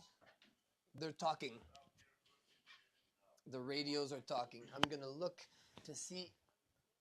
Oh, well, yeah, that's so it's doable. I would definitely call that doable.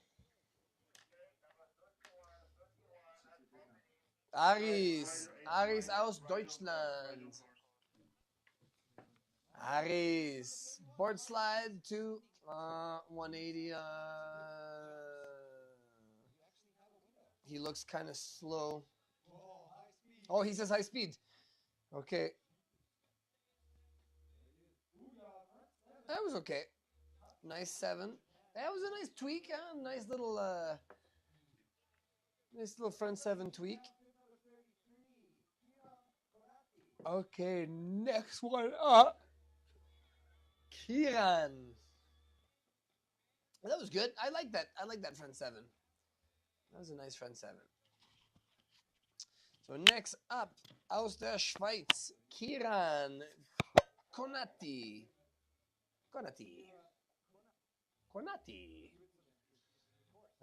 He looks young. I like seeing the pictures of the kids. It's nice actually. He's Grom, yeah. He's born in 2010, which makes it easy. He's 15. Nice. And to think one day I'm gonna have my kids join here as well. But that's the thing, right? You can't force your kids. A little bit like Ishi was saying, you can't force your kids to do something. I just hope that they're gonna see that they're gonna share the love of snowboarding that I have, and that they're going to choose to follow it with me in my footsteps. Or, I think it's still going to have to do with me and how I will take them with me to the mountain and stoke them out and keep enjoying it myself. And if I'm enjoying it, in theory, they should too, if we're doing it together. Here he comes. Yeah. 270 out. He's switched, so. Oh, he's crossing over. But he was slowing down a lot there.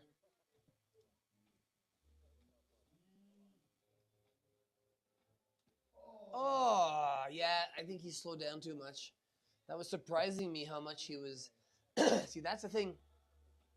That's something. That was a nice 270 out. That was nice. I think that's what you need. That's what you learn with time.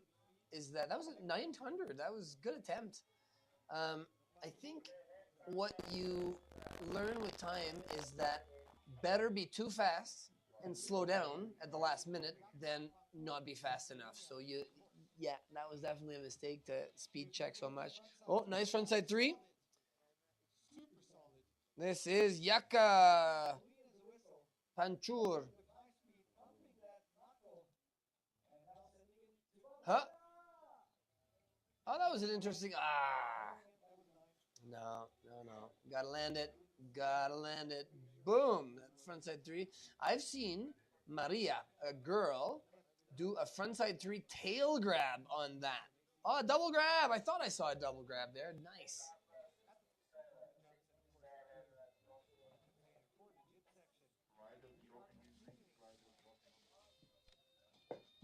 270 out. Nice. This is Finn aus der Schweiz. He's a regular rider, so here he comes regular.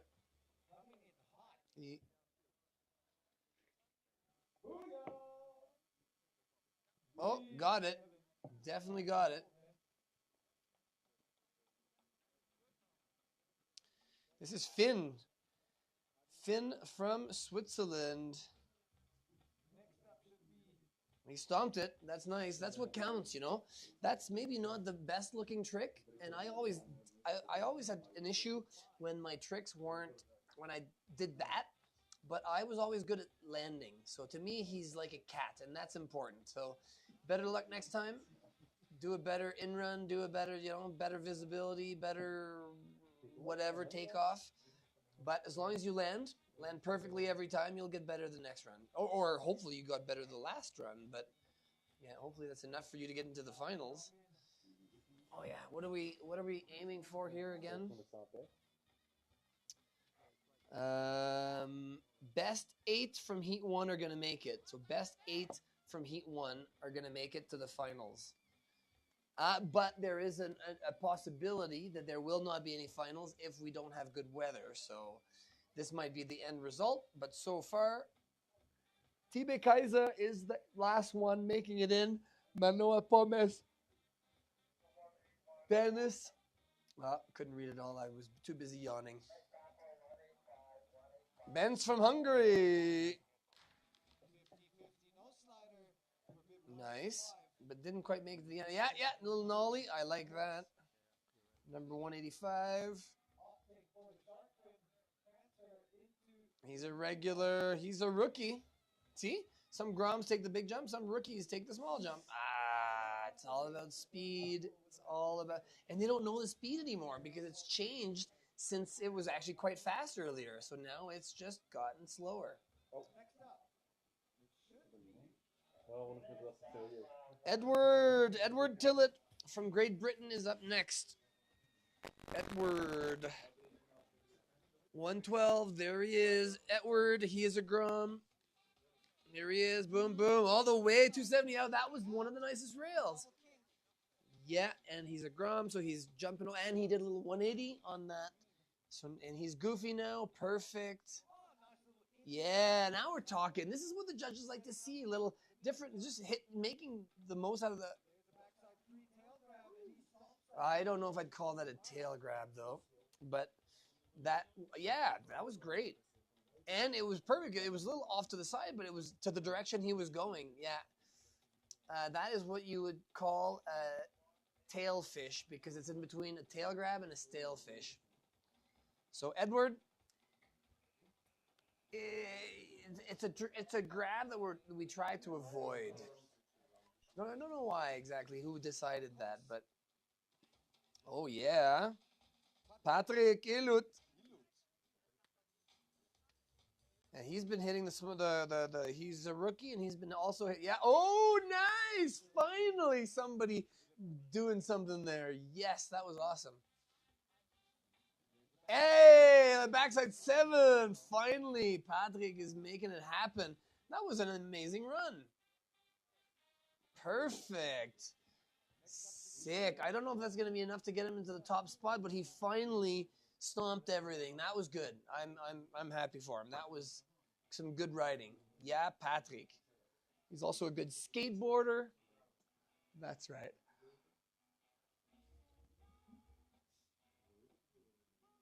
Dennis Alexander. Oh, Alexander made it in. So maybe we will see the double 16. Mille also. Yeah. A good crew is in there.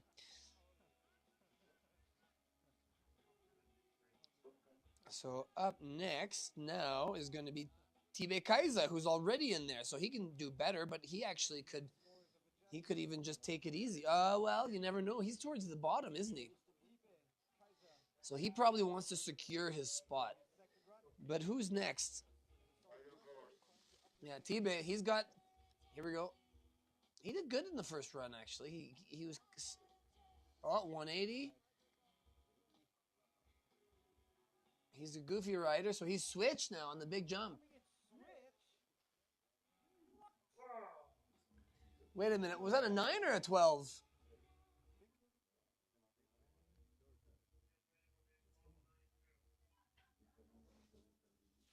So,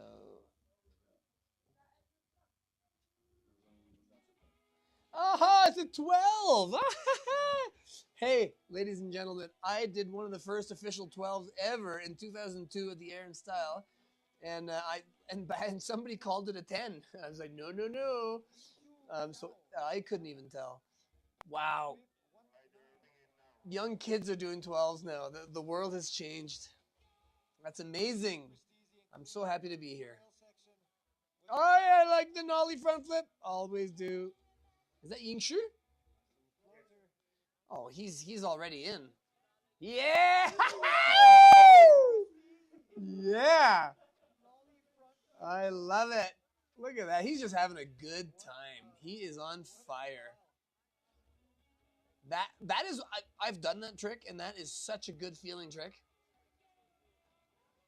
I can't wait to snowboard again. I can't wait for my kids to jump with me. Let's do. Yeah, do. I think do's not in there yet, so do needs to do better. But then again, it's for, there's the Groms separated, so. Oh, that was good. That was a good 7.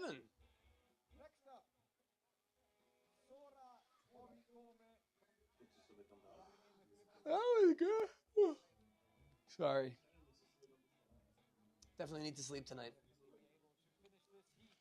Slept 2 hours last night.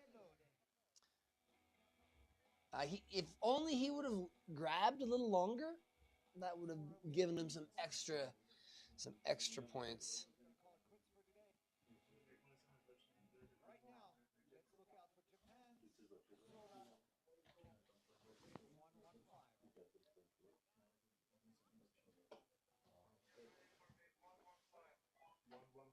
All right, next up we've got Sora. Yeah, Sora. Yeah, I'm already enjoying this. Oh, that was cool. A little revert. Oh, so he just switched up to a regular, but he is a regular rider. What's gonna happen here? What? Bam! Oh yeah, he's just taking it easy. Oh yeah, no. That's what happens. Sometimes you've got it, and you just take it easy and. From Austria, representing Austria, David Frankhauser, bid 119, about to drop in. All right. Aus Österreich, David Frankhauser. 50-50, Didn't quite make it all the way. Oh yeah, that's nice. 360 off that little side hit. He's a Grom. He's gonna do another. Yeah, 180 here. Perfect. He's regular. So that was perfect. That's what we want to see. Backflip. Oh yeah, he did it last time, and he was a bit toe heavy. I remember that. Nice. Well, that was decent. He landed everything this time. That was better than last run. He should improve. And our last, could have gone a little faster though. Our last hit of the day for Heat 1, Yuchen from Hungary. There he is. He's ready. He's focusing. How does the jump look like? Oh, I think we're okay. We are okay. It's gonna happen. Yes. Yes. Nice. Yuchen from Hungary. And he's a rookie. He's a rookie. Yeah, 270 out. Oh, he tightened his binding, and he's going on the little jump. Or medium jump.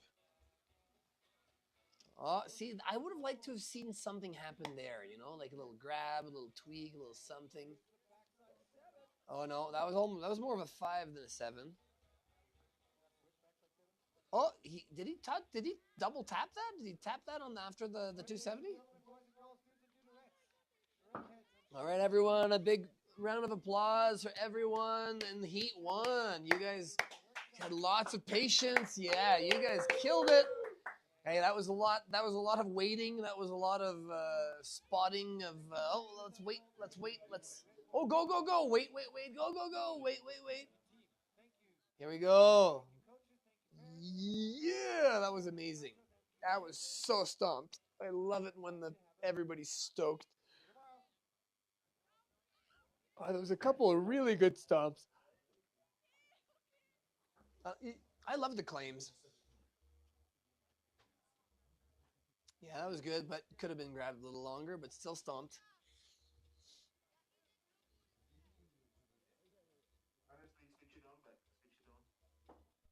Hey, I can't believe Tibe did a 12, man. That's amazing. There he is. That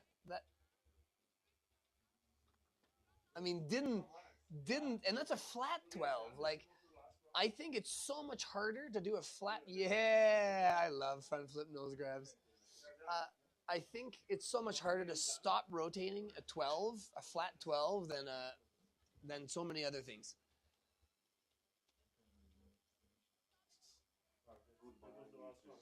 All right, so that's it, everyone. We're going to hopefully get back with Heat 2, but for now, that's it. Apparently, Heat 2 is over, so that's it. That's it for today. Thank you for your time. Thank you for watching. Thanks for your patience, and hope that you guys got stoked and motivated to take care of the world a little bit better and leave a better place for all these young riders. Take care. Stay true. Be you. Have a nice day. Ow!